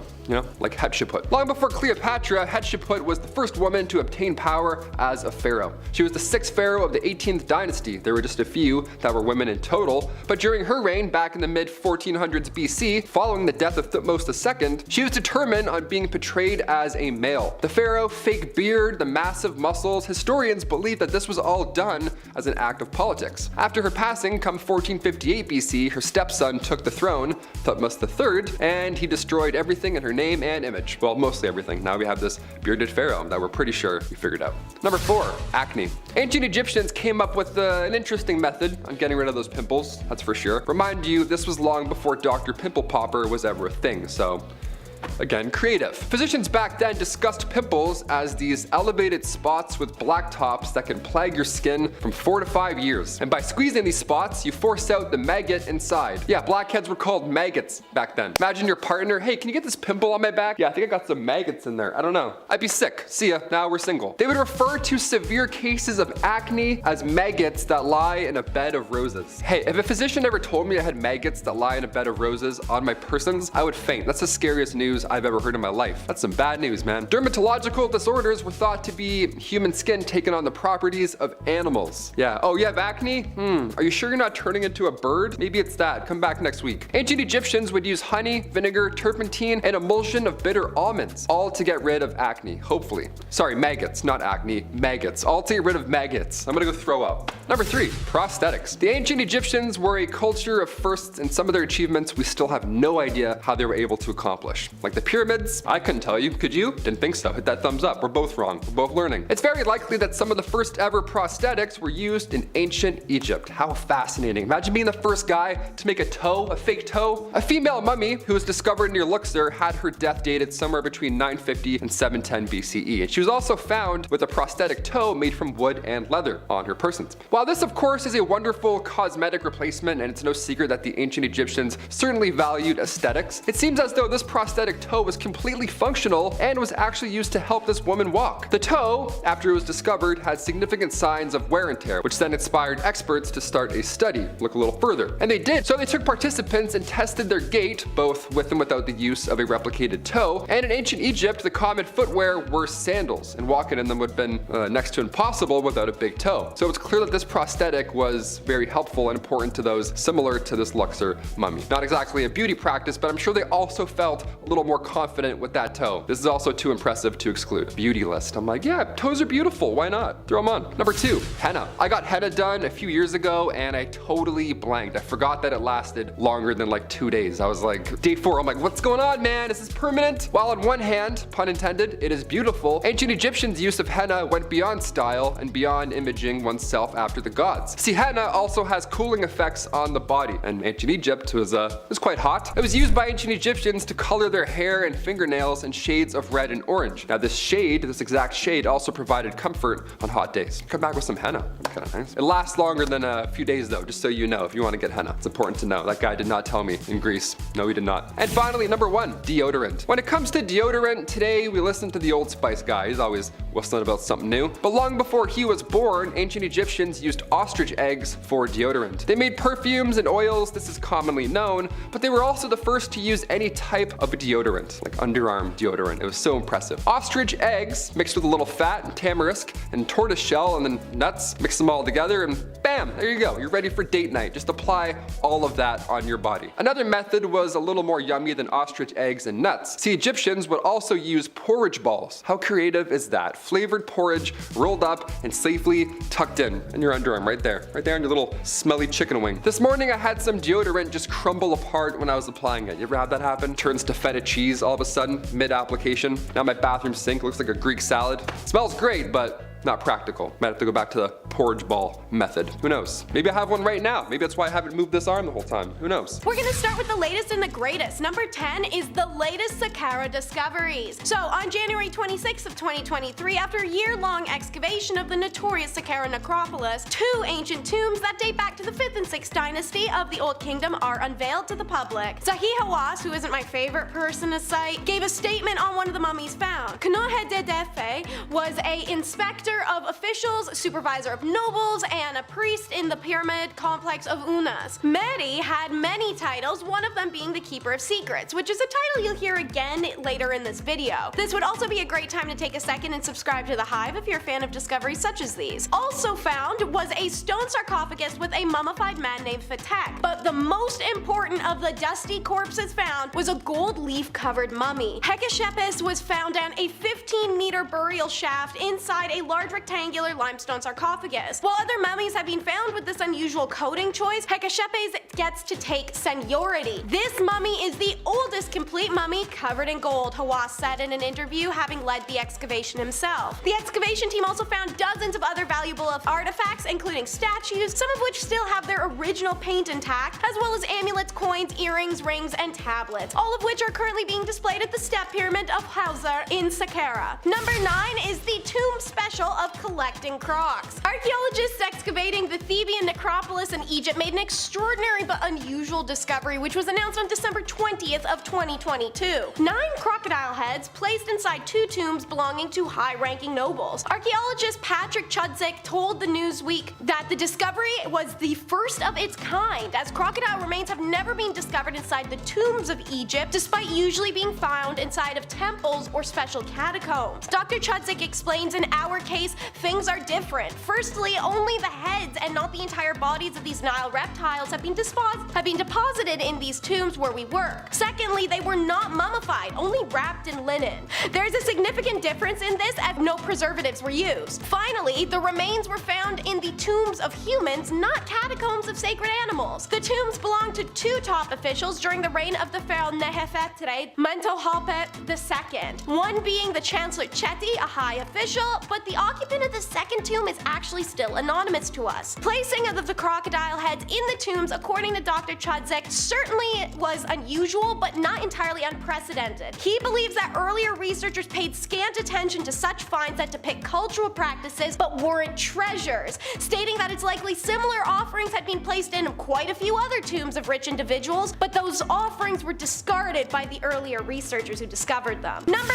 8 is about the Ramessid Cemetery. So in April of 2023, the joint Dutch-Italian archaeological mission of the Saqqara archaeological site discovered the tomb of a person called Banhishia from the Ramessid period, the chief servant of the tomb of Aten. Alongside his tomb was the discovery of 4 small chapels, reinforcing the previous theories that suggest the reuse of the space between the tombs of the 18th dynasty in later eras and the constructions of tombs and chapels in that area during the Ramessid period of Egypt. The cemetery is a self-contained temple, having its own entrance and inner courtyard, as well as an underground burial chamber. Oddly, 2 out of those 4 chapels I mentioned were in dedication of a person that they don't recognize, called Yo-Yo. Endless inscriptions and scenes on the walls are distinguished by their accuracy and quality of detail. One in particular shows a scene of funerary procession of Yo-Yo and the process of reviving his mummy again in the hereafter to live in the afterlife as a god, in addition to a scene depicting the cow goddess Hathor and a boat of the god Sekhera, the god of the underworld. Inside the tomb, the mission found a stela picturing of Banhasi and his wife Baya, the singer of Amun, before a table of sacrifice and several drawings of priests and animals. While some have warriors, others have the terracotta inscriptions, which is number 7. The Egyptian Ministry of Tourism and Antiquities announced another discovery in Saqqara, March 17th, 2022. As the title of the video reveals, it's very obviously tombs, specifically 5 of them. All burials date to either Old Kingdom or the first transition/intermediate period, roughly 4,700 to 4,000 years ago. All belong to top officials and dignitaries from respective time periods and are in good state of preservation. Hieri, one of the top nobles of the court, had a well-defined pathway leading to his burial room, with the walls adorned with engraved pictures of many funeral scenes painted in bright terracotta and sandstone. Artistically, the colors of the paintings are considered royal colors by officials. Grave number 2 belonged to the wife of a man named Yart. Meanwhile, grave number 3 belonged to a person named Babi Farahafe, who used to occupy several important court positions, namely supervisor of the Great House, the chanting priest, and the cleaner of the house. The 5th cemetery is a man called Hanu, who had many titles such as the mayor, and the 6th grave, however, is the most interesting of them, as it has the archaeologist a little giddy. A woman called Betty, who is responsible for the king's makeup, appearance, and dressing, and was buried with tons of her cosmetic tools. Allegedly, she is also a priestess of Hathor, who's the goddess of love, beauty, music, fertility, and pleasure. You want to hear something crazy? Number 6 is how they cracked open a tomb and found 100 sealed coffins. It was announced on the 14th of November 2020. It's the largest find of that year. It's 100 sealed coffins and over 40 statues alongside hundreds of mixed artifacts. Naturally, they're discovered at the Saqqara necropolis, and carbon dating tells us that the items date back to the Ptolemaic dynasty that ruled Egypt for some 300 years from about 320 BC to 30 BC and the late period. The coffins were found inside a burial shaft that had not been opened at all for 2,500 years. The preliminary studies revealed quickly that most of these coffins belonged to 26th dynasty priests, top officials, and elites. A number of wooden statues and colored gilded masks were also found, all in really great condition,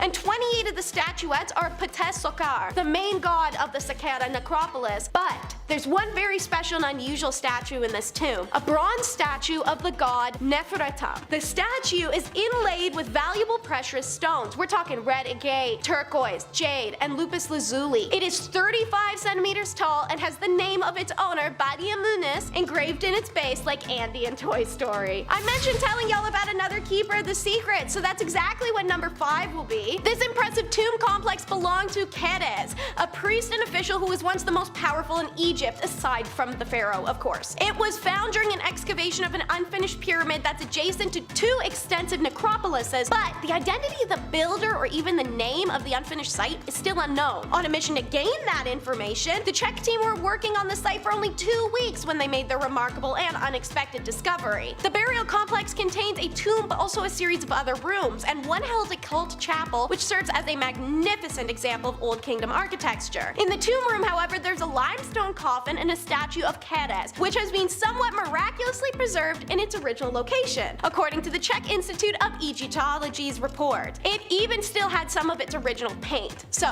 the statue is also a source of context in the tomb, revealing the name of Keres and his many titles for us. Based on the inscriptions from the tomb, he was also the sole friend of the pharaoh. This tomb has provided experts with many new insights on the 5th dynasty era. The discovery of the statue in the tomb was dramatic, as it proved in Old Kingdom at least, they did place statues of the dead in their own tombs. Sadly, this is one of those times where grave goods were looted centuries ago, so not much else remains. For number 4, we'll learn about ancient Photoshop. Thanks to new X-ray scanning methods as announced July 13th of 2022, we now know that some of the pharaoh's paintings have been subtly edited over time. Traditionally, the analysis of ancient Egyptian paintings has been conducted in controlled laboratory environments or museum premises. This new study has instead pioneered a groundbreaking approach. Instead of taking the painting to the lab, bring the lab to the painting. You preserve history, you aren't stealing crap you shouldn't, and nobody gets cursed for tampering. I see nothing but wins here. So the findings focused on 2 paintings from the Ramessid period, which were discovered in tomb chapels located near the Theban necropolis. Through the application of X-ray technology, the team scanned specifically a painting of Ramesses II,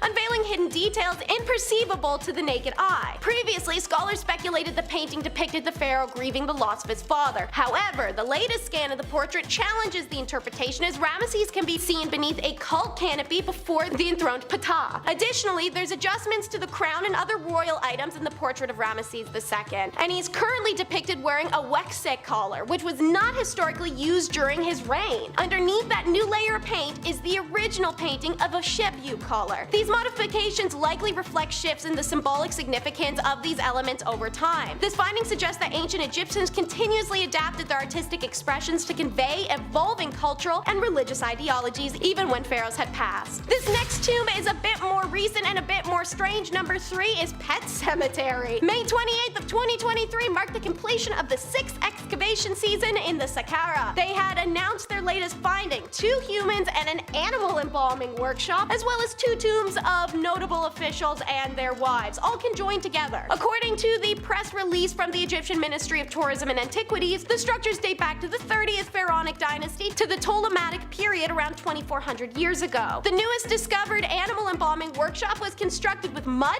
and limestone floors. A number of the rooms and halls were found to contain a large number of pottery, linen, animal embroidery, and different animal burials. Researchers found one room stockpiled with bronze tools used specifically for animal mummification processes, and varying sizes of stone beds used to mummify the most sacred of animals. And then they found the similar room but for humans. So large stone beds ended in gutters to facilitate the mummification process, with the collection of clay pots nearby to hold entrails and organs, as well as a collection of instruments and ritual vessels. Analysis later determined that that the chemical residues discovered in these tombs were a mixture of fragrant or antiseptic oils, tars, and resins, according to the ministry. When all of these paints and resins are brought together, including the damar tree resin and the elmi oil, the researchers figured out, quite unusually, that the raw materials were imported from Asia and other regions of Africa. How did we manage to find a queen we didn't know we lost, but we're still out searching for Nefertiti and Cleopatra? Irony of life. Number 2 is unearthed but unknown. What are the chances that on the 100-year anniversary of unearthing King Tut's tomb,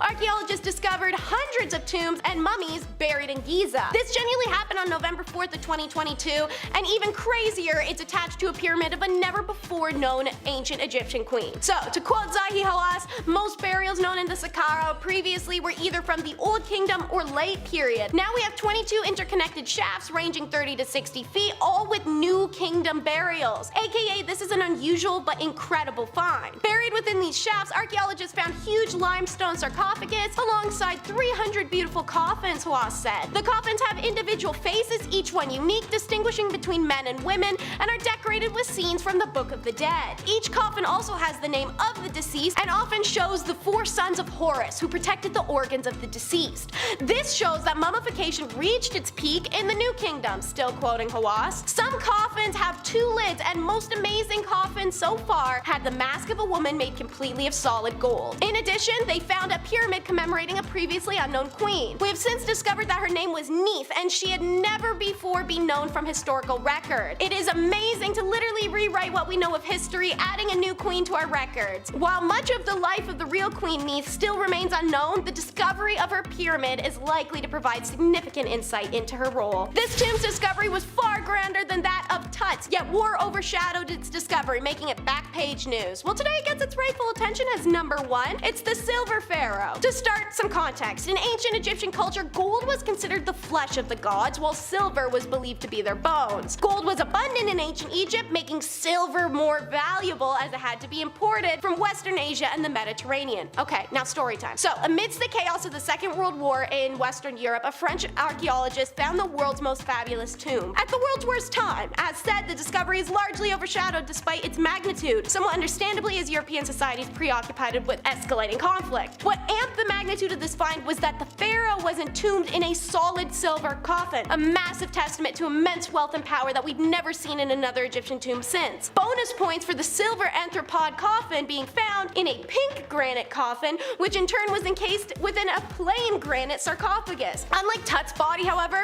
Montet only ever found a pile of bones, black dust, and funerary items like the gold mummy board and a spectacular gold mask that would have covered the pharaoh's face and given Tut a run for his mummy. Get it? This loss sadly was from groundwater seeping in through to the mummy, and most of the wooden items entombed also deteriorated over time. Nonetheless, Montet was able to recover several non-perishable items such as canopic jars and shabatis, along with precious objects inside the sarcophagus, treasures that rival Tut's in their worth. When considering the wealth of the objects found in Susin's tomb, along with the duration of his reign, it appears that a reassessment of the situation in Egypt during the 3rd intermediate period, or at least during the reign of Sunised, the Silver Pharaoh, is long overdue. Number 10 on our countdown, the wax crocodile, will be presented in a story form. Once upon a time, as all good stories begin, a pharaoh, accompanied by his counselors and servants, paid a visit to the villa of his chief scribe, behind which there was a garden with a stately summer house and a broad artificial lake. One of the servants of the pharaoh was a handsome young man who catches the eye of the scribe's wife. She sends him gifts, and they begin to have secret meetings at the summer house and swim in its lake. The chief butler informs the scribe of his wife's affair, and the scribe in turn asks the butler to bring him a magic box. Inside was a small wax crocodile that he placed in the hands of his butler, saying, "Cast this image into the lake behind the youth when he next bathes himself." The lovers were together in the lake the next day, and the butler stealthily put the wax croc into the water, which immediately gave it life. It became a great crocodile that seized the handsome man suddenly and took him away. 7 days passed, and the scribe tells the pharaoh of the wonder that had been done and made a request his majesty should accompany him to the villa lake. The pharaoh did so, and when they both stood beside the lake in the garden, the scribe spoke magic words bidding the crocodile to appear, and as he commanded, so did it do. The great reptile came out of the water carrying the handsome man in its jaws. The pharaoh was filled with wonder, and the scribe related on to him what had happened while the handsome man stood waiting. Could have taken his chance to run, but I guess not. The pharaoh bids on to the crocodile once again to take the handsome man into the depths, and neither are ever seen again. Then the pharaoh gave the command that the wife of the scribe should be seized, and on the north side of the house she she was bound to a stake and burned alive. Now, if you want to hear more wild stories like this, I recommend you subscribe to The Hive. For number 9, let's talk about the lore of the Catwoman god. Cats were very important to the ancient Egyptians and were even considered to be demi-deities. Not only did they protect the crops and slow the spread of disease by killing rodents, but they were also thought to be the physical form of the goddess Bastet, the Egyptian goddess of domesticity, childbirth, the home, women's secrets, women's physical pleasure, fertility, and of course, cats. It's for this reason she's depicted as a slender and lanky woman with a cat's head. Bastet was the daughter of Ra, the sister of Sekhmet, the wife of Ptah, and the mother of Mihos. It's believed that every day she would ride through the sky with her father, the sun god, and watch over and protect him. At night, she would turn into a cat and continue her duty of protecting Ra, but from his greatest enemy, the serpent Apep. And since we're already talking about it, number 8 will be the serpent Apep. According to the legend, Apep was a powerful serpent deity who resided in the underworld and embodied the universe's destruction and chaos. Each night, when Ra's sun boat had to pass through the underworld before re-emerging at dawn, Apep would absolutely hound the ship in an attempt to prevent the sun from rising. Ra, the sun god and king of the gods, fought Apep every night, and the battle was always extremely intense, required all the other gods' help, and lasted the whole night. So to aid Ra in battle, the Egyptians would build wax representations of Apep and melt them in the sun. Finally, it's Bastet who conquers and destroys the serpent Apep. During one of these nightly battles, Bastet, being the goddess of cats, aided in Apep's defeat by utilizing her powers in a different way than she'd done before. Assuming the form of a lioness, she jumps the serpent, shredding him to pieces and scattering the bones over the underworld. From then on, Ra was tormented nightly no longer. For number 7, you're going to hear the oldest origin of Cinderella and her red slipper. Rhodopis, as she's known to modern storytellers, was a Thracian Egyptian woman slighted by fate and rewarded by royalty. First sold in Aegea, Rhodopis is passed through owners before winding up in Egypt. The Egyptian man who possesses her treats her incredibly fair. He gives her lovely homes, lavish her with other gifts, but he spent most of his time sleeping. So she's sitting on the bank of the canopic Nile, washing robes, when a falcon suddenly snatches her sandal.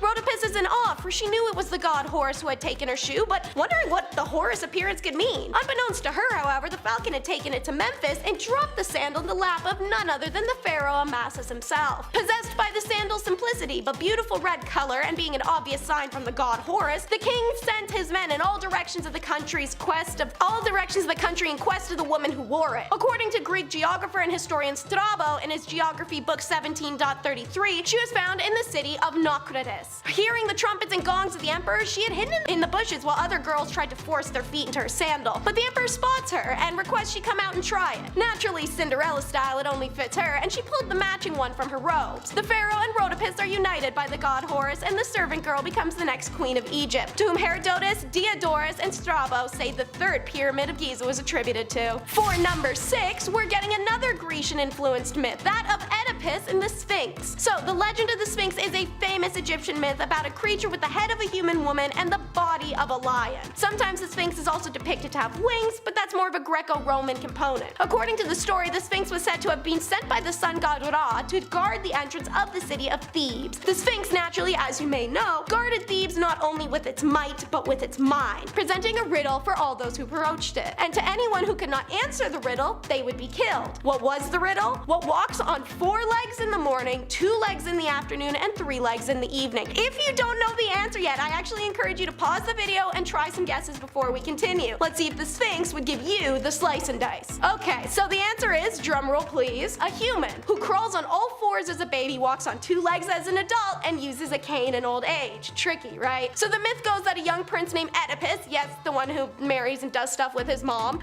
came upon the Sphinx while traveling, and he asked the riddle. Oedipus was the first person to be able to answer correctly, which angered and confused the crap out of the Sphinx, causing it to take its own life in a panic. However, some versions of the myth, the Sphinx was said to have been turned to stone by the gods. Now segueing back into the gods, number 5 will be about Osiris and Isis. Egyptian ruler god Osiris and his wife Isis is one of the most well-known and revered myths. Osiris was renowned for his intelligence and generosity, 2 things his envious brother Set lacked. Vying to be king, Set lured Osiris to the Nile, where he enticed Osiris into a coffin and tossed it into the river to be swept away. Devoted wife Isis diligently searches for Osiris and discovers the coffin near Belbos, which is in modern-day Lebanon. Isis returned with Osiris's body, but concealed it amongst the reeds of the Nile. However, Set had been tracking her and steals the coffin back and chops Osiris's corpse up and throws the pieces pieces everywhere. Isis persisted in her quest for her husband's body. She finds all the pieces, reconstructed Osiris, embalmed his body, got pregnant off of it really quick, and brought his soul back to life with the assistance of her sister Nephthys. Osiris became the deity of the afterlife, ruling over the dead in the underworld. So naturally, that would bring us to number 4,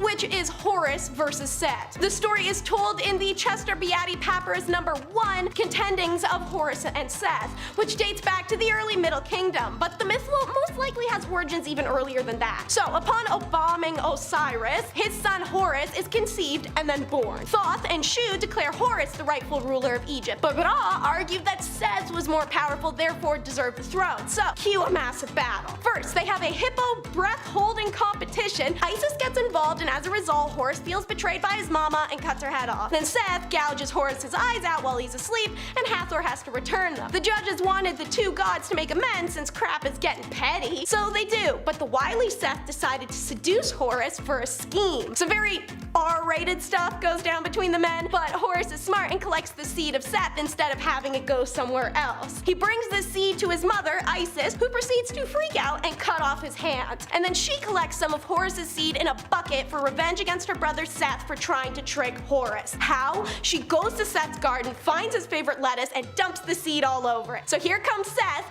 post-lettuce lunch, declaring to the judge council he had performed the labor of a male against Horus, so he should be king. Horus is like, nah-uh, I did it to him, and the other gods are like, okay, well let's ask the seed then. So Seth's seed had been discarded by Isis in a marsh, and it responded from there, while Horus's seed, eaten on lettuce, replied from inside Seth. So Seth is pissed. He says they need to do another contest. It involves sailing stone boats down the Nile, and Horus cheats, making a wooden boat look like stone. Seth finds out, loses it, demolishes Horus's ship. Finally, enough is enough. These two have been duking it out for 80 years, and everyone is tired. The gods appeal to Osiris in the underworld as the final decision maker, and he obviously chooses his son Horus to rule, not the guy who killed him. Alrighty, up next is number 3, and that is the weighing of the heart. According to the story, after death, a person's soul would be carried by the god Thoth to the Hall of Maat, where it would be judged by a panel of gods, including Anubis. Being the deity of embalming and mummification, Anubis played a significant role in the weighing of the heart ceremony. He was accountable for ensuring the deceased body was appropriately respected and readied for the afterlife, as it was he who operated the scales. My personal favorite depiction of this is seen in the TV series American Gods, which paints a visually stunning and poetic scene of Anubis weighing a heart. So, the soul and the heart of the deceased would be weighed against the Maat feather, which represented truth and justice.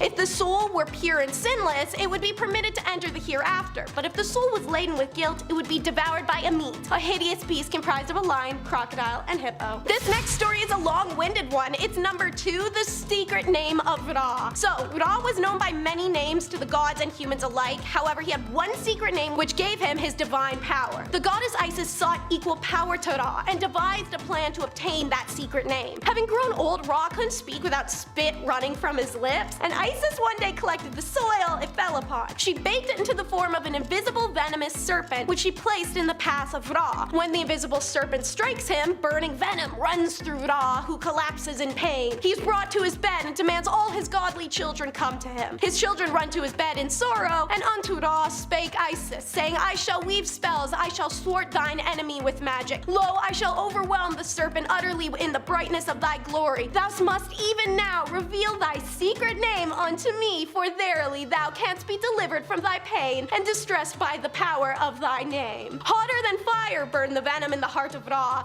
Like raging flames it consumed his flesh, and he suffered fierce agony. Isis waited and waited until Ra, desperate in pain, accedes. It is my will that Isis be given my secret name, and that it leave my heart and enter hers. When he had spoken thus, Ra vanished before the eyes of the gods. The sun boat was empty, and there was a thick darkness. Isis then received in her heart the secret name of Ra, and the mighty enchantress screamed out for the departure of Ra's venom and the relief of his agony. And so the god Ra was made whole once more. The venom departed from his body, and there was no longer pain in the heart or any sorrow. He and Isis were now equals. And we've made it to number 1, which will be the heavenly cow. Arguably one of the most famous Egyptian legends, its most preserved version is found in the tomb of Seti I. Ra was getting pretty up there in age, and mankind, his own creation, stirred stirs up a rebellion against him because of it. Ra is deeply hurt. Mankind sought to kill him and assembled the pantheon of gods, asking their advice. Should he kill all of mankind as a punishment or just remove himself as they request? The gods bicker a bit, but the consensus is reached. Let thine eye go forth against those who are rebels in the kingdom, and it shall destroy them utterly. When it cometh down from heaven as Hathor, no human eye can be raised against it. Upon the advice of the council of God, Ra sends his daughter Hathor, the fiery protective sun eye, to kill the rebels. The goddess rejoiced in her work and drave over the land for so many nights that she waded in blood that begins to horrify it all. The god repents, his anger fading, and he sought to save the rest of mankind from his daughter. His messengers run to fetch barley, which is turned into beer and mixed with the already spilled blood of man. He commands the jars then be spilled at the site where the vengeful Hathor rested for the night, so that when Hathor awakens, her heart is made glad. She stooped down and in her literal bloodlust began to drink eagerly, not knowing the red fluid was not blood but beer. By the time she finished, Hathor was too drunk to pay heed to any of mankind and returns to the palace to be with family as they ask her to. Ra, however, is now far too weary to remain among men.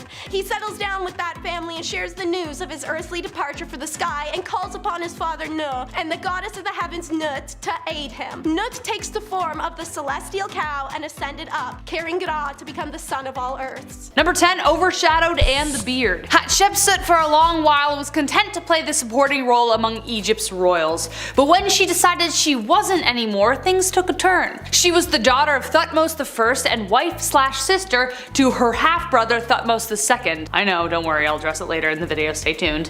When he died in 1479 BC and left their son as heir, she took on the role as regent to Thutmose III, but she basically just acted as the rightful ruler. As the young king came of age finally, she declared herself pharaoh. The strangest part was that she chose to portray herself in pictures as a man with a male body and a false beard. She said that the god Amun was her father and insisted that he commanded her to take charge of Egypt.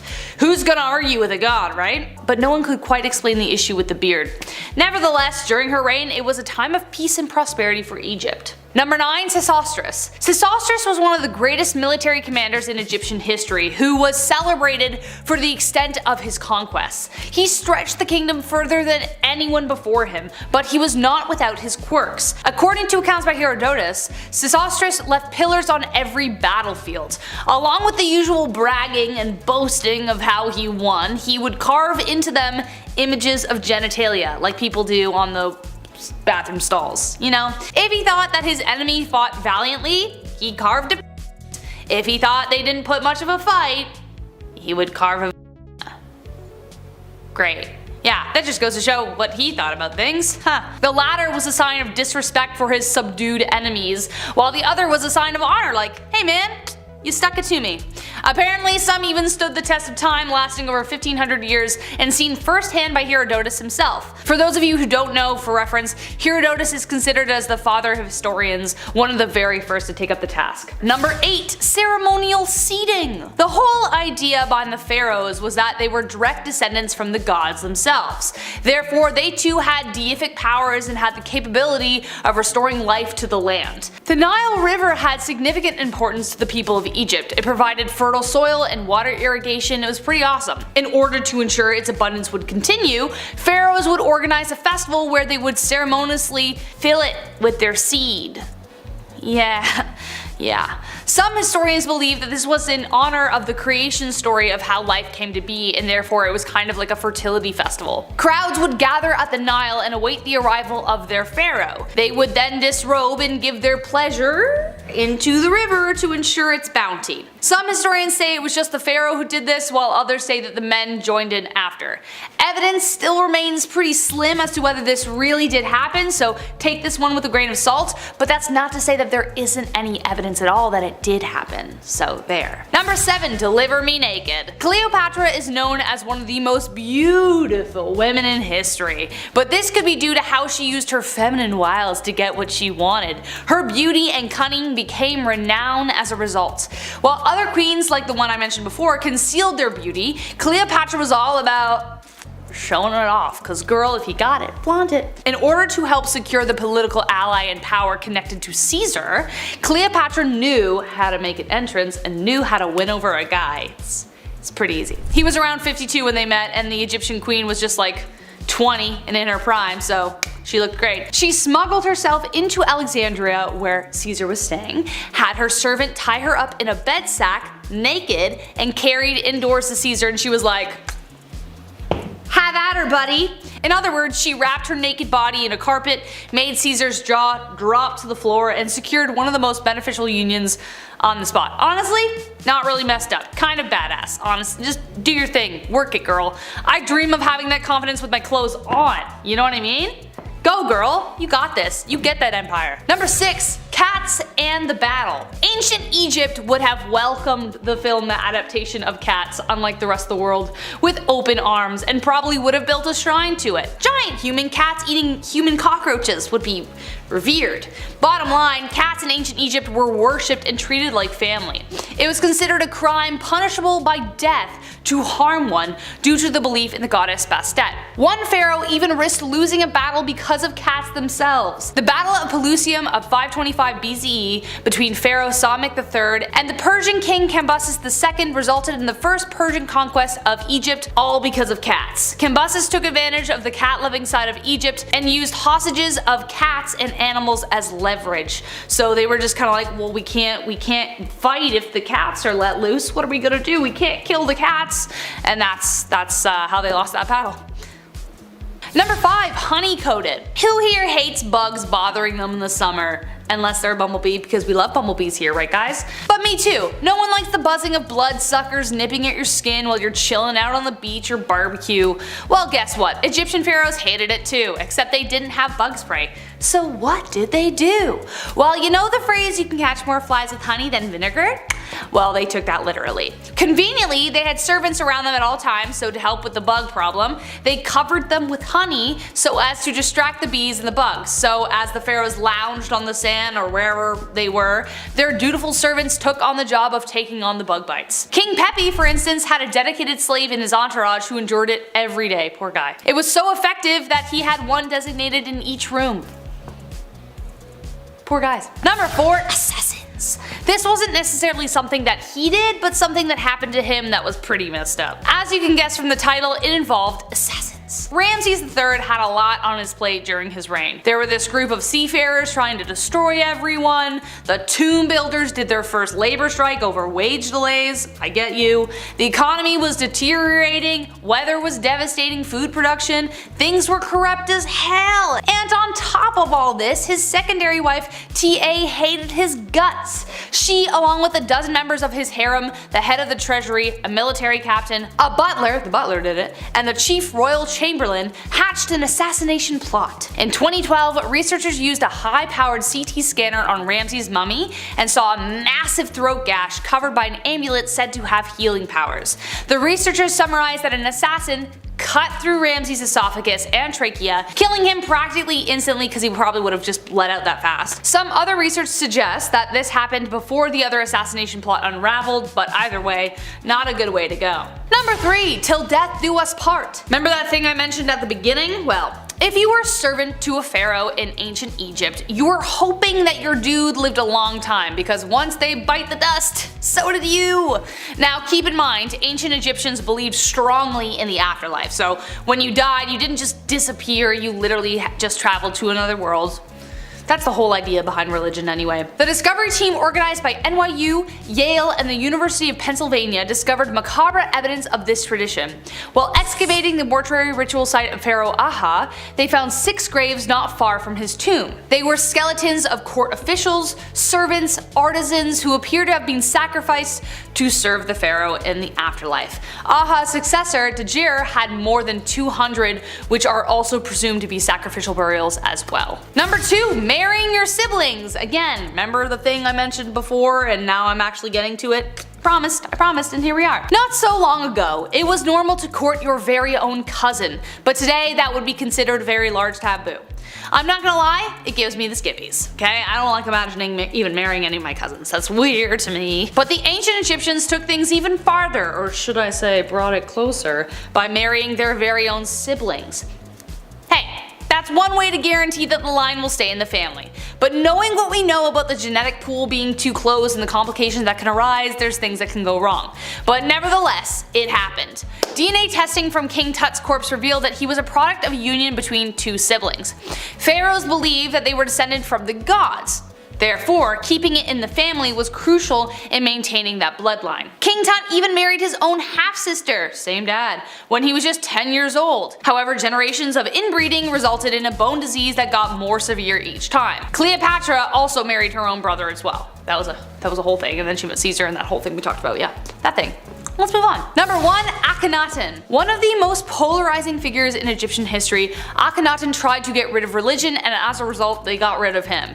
Akhenaten earned the title Heretic King, and a recent discovery has revealed that his deeds might have been a lot darker. Akhenaten came to power in the 1350s and reigned for around 17 years. He is known for creating a new religion surrounding Aten, who was generally represented as a sun disk. Sometime around his 4th year, he started sending out agents to erase names and images of certain gods from existing texts and monuments. Around the 5th year, he claimed to discover the location of the new royal city and moved Egypt's capital from Thebes to Akhetaten, today known as Tel El Amarna. There, his people suffered greatly under slave labor, with bodies being uncovered younger than 20, many with bones broken, spines broken, along with evidence of severe malnutrition. When the pharaoh finally passed, his tomb remained unfinished and his name was stricken from the history books. At least now, we can see why. Kicking off the list at number 10, got a passport. Ramses II is known as one of the greatest ancient Egyptian rulers of all time. He was called Ramses the Great, so that's a good sign already. At a young age, he fought in harsh battles to protect the borders of Egypt, and during his reign, the Egyptian army reached 100,000 men. That's a pretty large army. He was later referred to as the Great Ancestor, and it didn't take long for Ramses II to declare himself a god. It's always fun being like, hey, by the way, I'm a god now. That's how cool I am. 30 years into his ruling, Ramses was ritually turned into an Egyptian god. It was a formal thing, though it wasn't until 3,000 years later until Ramses would truly soar through the skies. He was buried in his treasure after 96 years of living, and in 1974 he finally started to show signs of aging. Not too bad. He went from being on display to being sent to Paris to get a glow up, to preserve the king's body even longer. Instead of being listed as luggage on the way to Paris, the pharaoh was given an official Egyptian passport for the commute. The government gave a mummy a passport. This is like the first 5 minutes of a horror film. Under occupation, it even said king. And there was even a small disclaimer noting that he was in fact still dead. You can never be too sure, Number 9. Baboon tattoos. Ancient Egyptians worshipped animals. This is common knowledge now at this point. We've heard about their love towards cats, which I'll explain later on, but what about baboons? Yeah, they were pretty important pieces to this ancient puzzle as well. Some mummies were found with tattoos of baboons on their bodies. Now, one of the most strange things that pharaohs did back in ancient Egyptian days was train baboons to make arrests. Imagine stealing a pair for your family and then 4 baboons start doing parkour chasing you down. That's so alarming. I would just throw it and be like, please stop! You're so scary and strong. They trained baboons to pick fruit, they trained them to make beer, and they also trained them to entertain.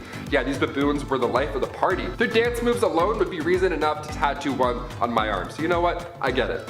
Get a Harambe tattoo. I'm like, I see it. I see the similarities. Number 8. Worship dung beetles. So worshipping a baboon that dances and makes holiday ales, yeah, I can see how one would worship such a creature. That makes sense. But pharaohs also worship dung beetles, and their reasoning may surprise you. Dung beetles, also known as scarabs, are the only species in the entire world that follows the Milky Way naturally. Animals are born with natural instincts. Sea turtles race to the sea. These guys follow the cosmos. It's pretty wild. It's one thing to follow the sun naturally because it gives off warmth. Sunflowers will literally turn their head to find the sun, which is super creepy, but it's beautiful. These insects would follow the line of the Milky Way and then roll their poop towards it. They'd be like, hello Milky Way, and they just... Hieroglyphs of these beetles are seen all over. Like near the sacred lake at the Temple of Karnak, for example, there's a massive scarab monument. And today, if you walk around it 9 times, you get good luck. And don't worry, you don't have to roll any droppings at the same time. Don't get dizzy, that's all, it's the only rule. The scarab is there to represent the god Khepri, which ancient Egyptians believed was the sun. I grew up thinking the sun was a baby, but that's because I watched Teletubbies, so, depends.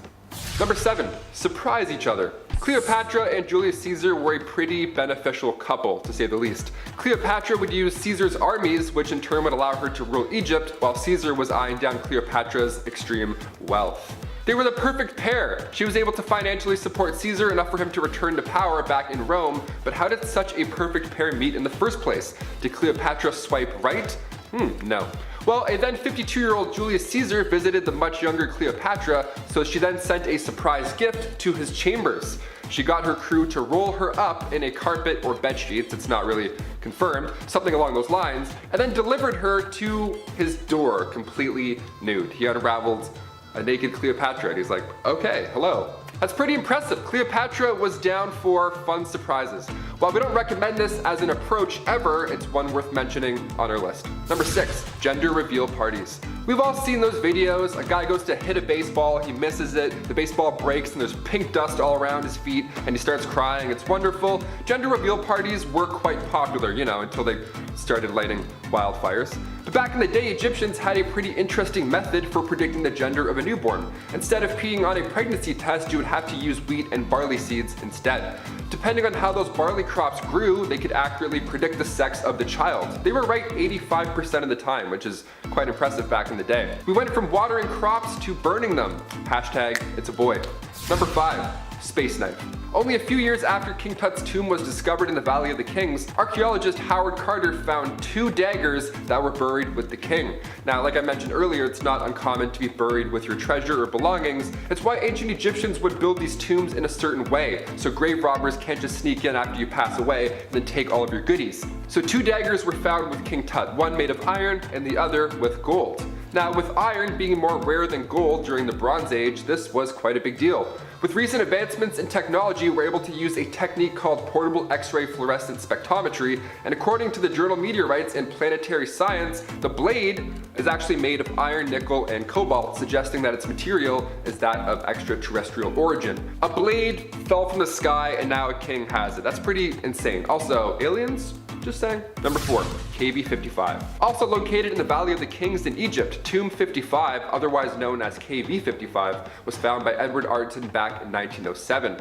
It was discovered right next to King Tut's tomb, and the reason that we call this tomb by a number rather than a name is because we really don't know for sure who's inside. Even the walls of the tombs inside, they aren't covered with beautiful hieroglyphs to tip us off on their history or their ruling, it's just bare. The only hint as to who is buried remains on the walls. It's one hieroglyph that remains, and it was discovered also in 1907, and it translates simply to, "The evil one shall not live again." That's very scary. That's definitely scarier than Greg was here. I don't know. Even massive stones were built and set up in order to prevent anything from getting out, whereas usually with ancient tombs it's the opposite, so that's pretty scary. The description for those inside the tomb has also been destroyed, so we have really no idea who's in KV55 or what. Number 3, ancient Photoshop. When we look back at ancient artwork, we see these kings and queens and they look athletic. They look to be in great shape, when in reality, these pharaohs were probably quite obese. I mean, think about it. If you slam wine and bread all day and you have baboons dancing around, plus a little dab of honey every, 8 minutes, yeah, you're gonna gain some weight. Many of these ancient pharaohs had diabetes. And Queen Hatshepsut, who was alive during the 15th century BC, her sarcophagus shows her as slim and strong, but historians all agree that she was out of shape and extremely unhealthy. Honestly, I would do the exact same if I was there back then. She was ahead of her time. If somebody made a statue for me, I'd be like, yeah, give it an 8-pack, make him extremely jacked and 7'2". Can we do that? Sure, no one's gonna ask questions. I'm Dwayne "The Rock" Johnston, just write it down, please. Number 2, worshipped cats. I am allergic to cats, but I still love them. I still pet them. I ruined my entire night just to get my face right there next to their cute little furry face. But ancient Egyptians, like I said earlier, really loved cats. They respected them, they worshipped them. Even though at the time dogs were respected for being hunters, cats were still considered magical creatures. So if there's ever a cat versus dog argument going on your end of the screen, cats win. I'm allergic and I'm still saying cats win. That's huge. If you had a cat, it means you had good luck. When cats passed away, they too were mummified back in the day. You would think that alone was plenty of respect, but ancient Egyptians and pharaohs went a step further. After their cat died, they would shave their eyebrows off and then mourn until they grew back. That's like 3.5 months of cat depression. That's wild. Next time your friend tells you that their cat passed away, tell them that if they really love them, they'll shave their eyebrows off and then see what they say. Also, you don't have to make your friends shave their eyebrows. Let's leave this one in the past. That's fun. Just be sad with eyebrows. Be like, Number 1, fight a hippo. Egypt's first pharaoh, Menes, although we know next to nothing about his history, there is something there that has historians scratching their heads to this day. At his early time, the pharaoh was setting out to unite all of Egypt under his rule. The time that he ruled as well is considered a rather peaceful time when comparing it to years later. We know that he was well respected, and we also know that after his 63 years of peaceful ruling, he was stomped to death by a hippo. That's horrible. It's a horrible way to go out. He was an elderly ruler at that time. He was surrounded by guards, and somehow a hippo got all the way to his chambers. A hippo, and then ended the pharaoh's life. Some suggest that the reason there's nothing written about this pharaoh's tragic, horrible demise is because it's possible that the hippo was his pet. This is why you don't try and tame a beast as a pet. Perhaps this was an early similar situation as the Siegfried and Roy tiger attack. Just stick to smaller magical cats. They're much safer. They won't stomp you to death. Oh my god, it's horrible. Number 10, Tutankhamun. This guy is arguably the most famous Egyptian pharaoh. So what is he doing at the top of the list? Well, King Tut wasn't famous for anything he really did in his lifetime. I mean, he was a young pharaoh, but someone on this list was technically pharaoh since he was 2. No, he wasn't famous for anything he really did. Instead, Tutankhamun's tomb, discovered in 1922, was one of the greatest archaeological discoveries ever.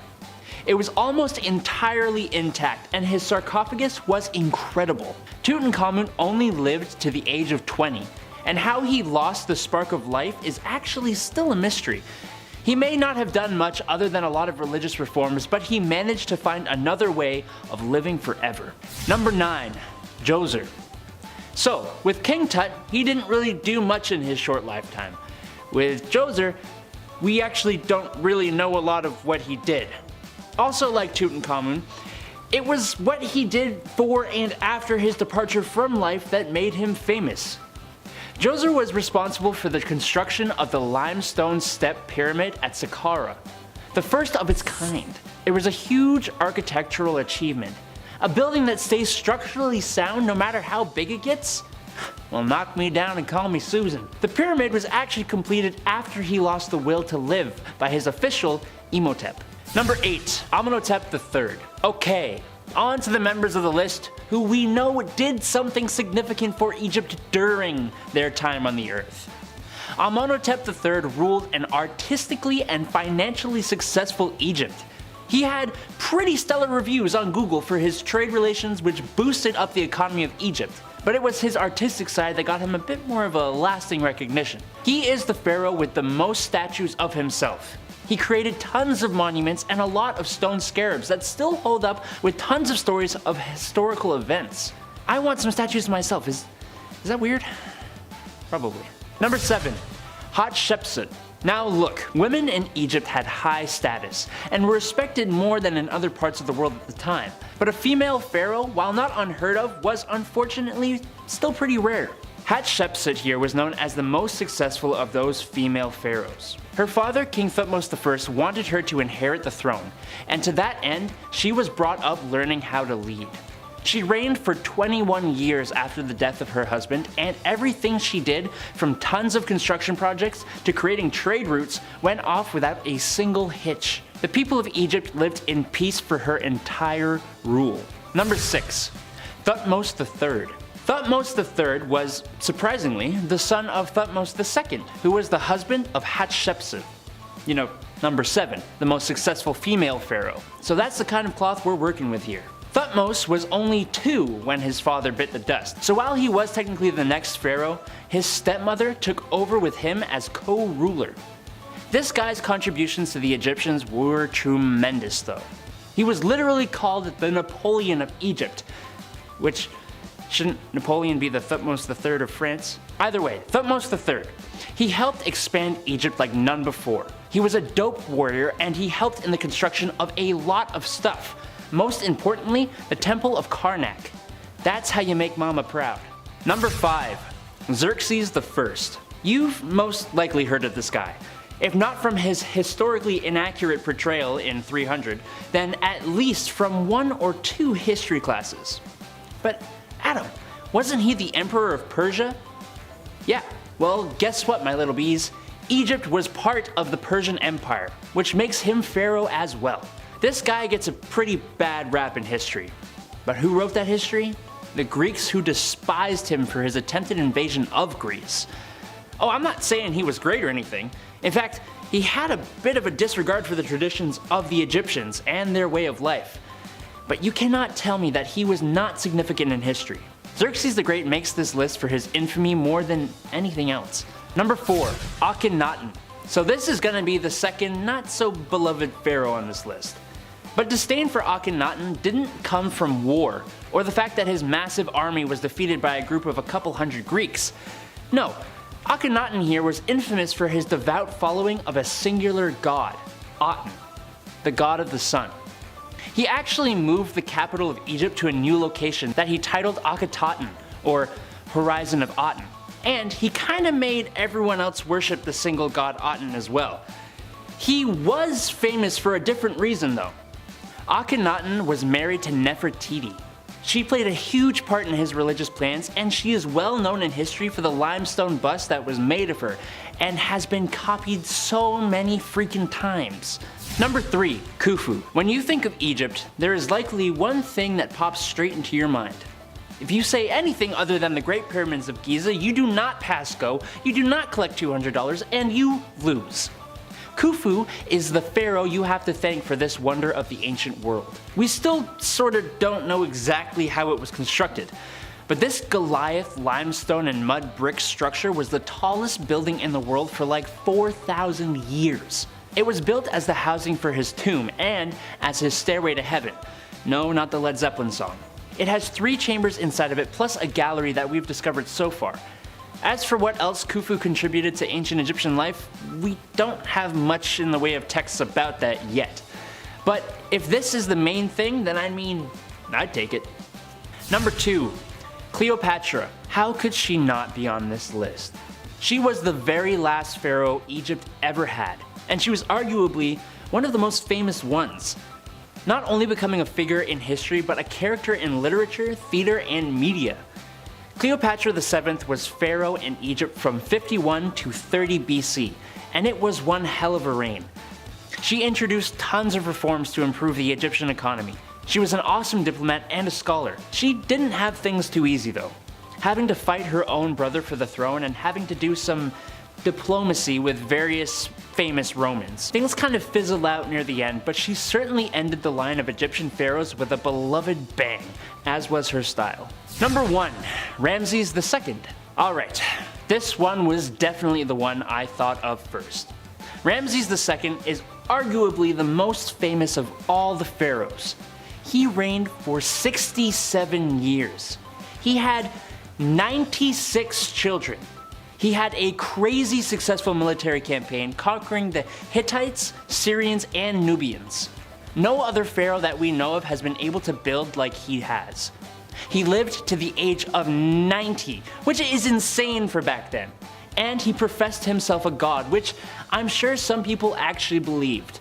Even today, when we moved his remains to France for restoration, he had to be given a passport that literally said, "King, deceased, under the occupation." Truly an incredibly influential pharaoh. Mr. Unpopular Xerxes I is number 10. Xerxes is one of 2 pharaohs on the list who wasn't actually Egyptian, and it ultimately puts homie in some hot water. He ruled during the 27th dynasty whilst Egypt was a part of the Persian Empire, having the throne from 486 to 465 BC. These Persian kings were acknowledged as a pharaoh despite not being Egyptian, so Xerxes the Great, as he was known, earns a place on our list by virtue of fame. He wasn't so great to the Egyptians though. He had a disregard for their traditions and religious beliefs and allocated funds away from their temple. He also banged his niece and gave her the robe that his wife had made for him, so his wife had her sister-in-law mutilated as revenge. It was this whole big scandal. But it caused Xerxes' brother to try and usurp him, something that Xerxes was already dealing with constantly, as back at home in Babylonia, as well as in Egypt, people were trying to steal the throne away from him, causing him to ping-pong back and forth between the two places. When he wasn't doing that, Xerxes was failing disastrously at trying to invade Greece. Eventually, the embarrassment of his consistent failure to do so and the endless coup attempts on him was a bit too much, and Xerxes abandoned the Egyptian throne. His failed attempts to invade Greece ensured that his portrayal by Greek historians, and by extension the film 300, hasn't been very kind. Number 9 is a famous hussy, Ramses II. This man could not keep it in his pants. Sure, he was the greatest leader of the 19th dynasty and an amazing tactical mind and made Egypt prosperous, blah blah. He's the son of Seti I, and Ramesses went on to declare himself a god and the ruler of Egypt for 67 years before dying of natural causes at 90, which is an insane number for an era where the life expectancy was 30. But homeboy was not a modest pharaoh by any means. He was a lying, two-faced politician who based his entire campaign on a laundry list of fabrications. The extensive architectural legacy of his reign are thought to have left the throne close to bankruptcy at the time of his death. Before getting to that ripe old age, as mentioned, Ramesses spent any free time he had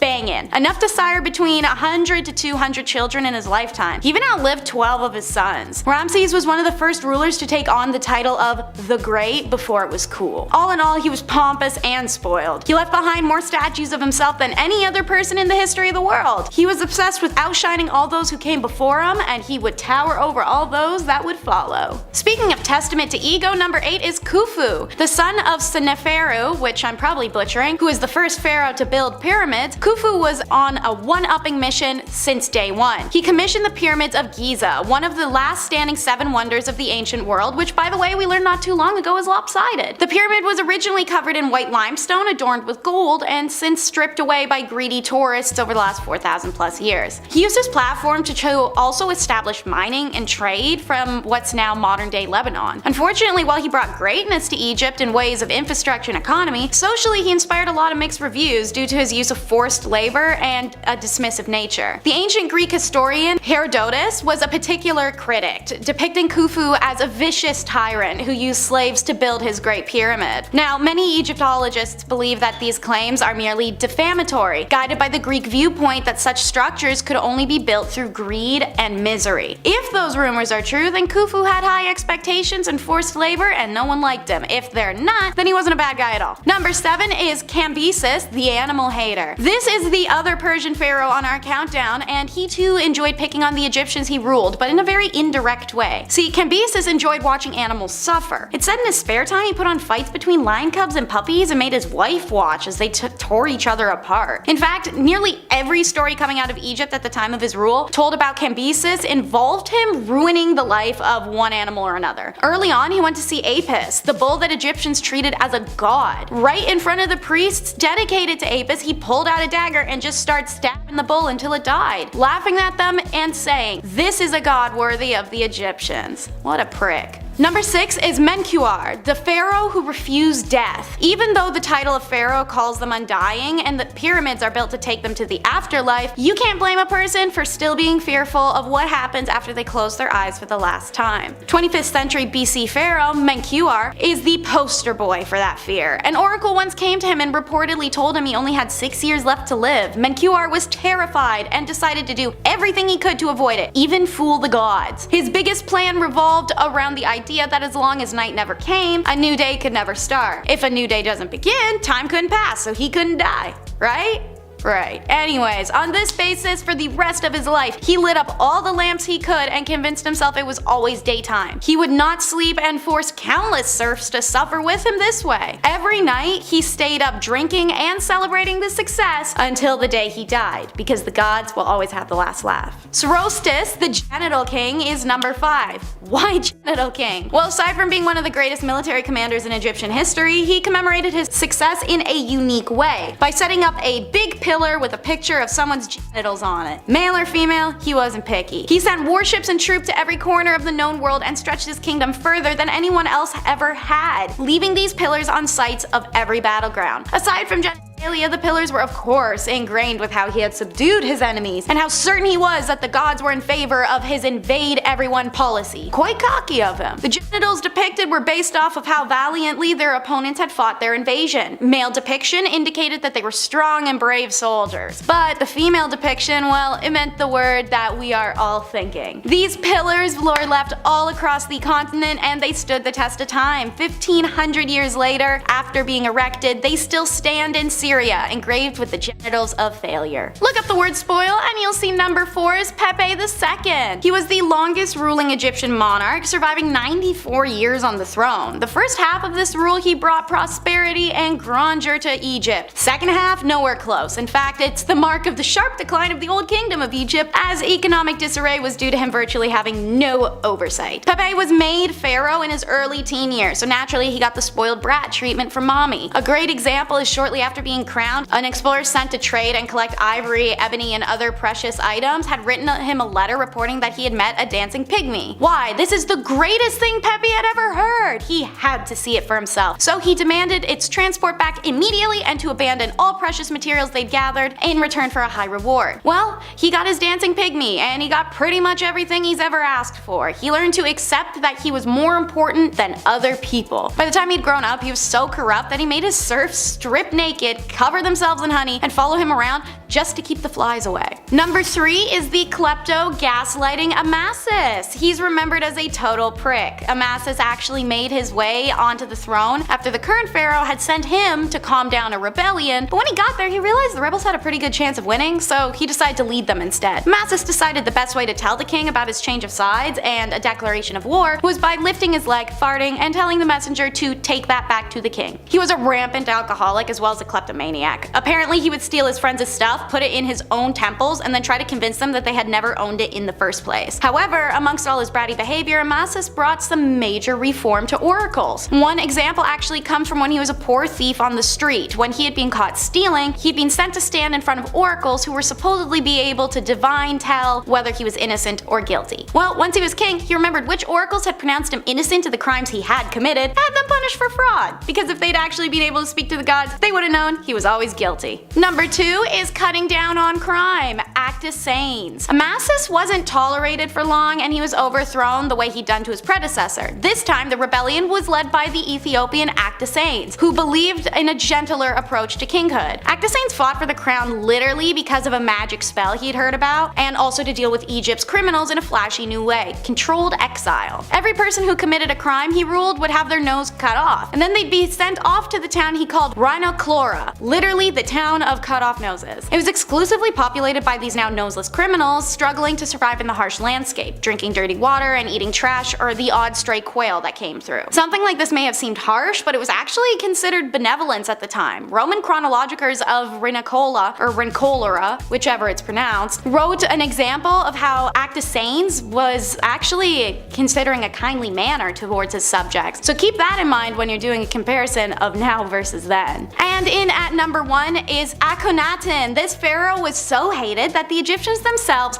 wiped his name out of history. Born Amenhotep, he changed his name to I'm gonna call him Ak, in accordance with this radical monotheistic drive. His new name meant that he is of service to the Aten, in honor of what he believed to be the one true god, Aten, the sun god. Ak did everything in the name of the sun god. He moved Egypt's capital from Thebes to Amarnia, and then renamed it in Egyptian to mean Horizon of Aten, and then he ordered a new capital city be built there. He chose the site because it was uninhabited. It was not the property of anyone else except Aten. He moved an estimated 20,000 people into this developing city and forced them to build it. These people had to push through everything. Based on the bones found in the town's cemetery, more than 2/3 of his workers broke a bone while they're working, and a good 1/3 of them broke their spines. Almost everyone was malnourished. When he enforced monotheism, Ak failed to realize that the temples of Egypt were the national socioeconomic and cultural hubs. It was the gods' priests that oversaw the industries of agriculture and craftsmanship through their patronage, and they who served as pillars of their communities. So by stripping these temples of authority, he caused Egypt's biggest recession, and an entire empire nearly collapsed because of him. So it's no wonder after his death, Egypt immediately went back to polytheism, and they also abandoned the new city he'd made them build. They destroyed his statues, his effigies, his monuments, and they removed him from their list of kings and history books. In fact, they did this so efficiently that we didn't really even know about him until his remains were found all alone in the city he had forced his subjects to create.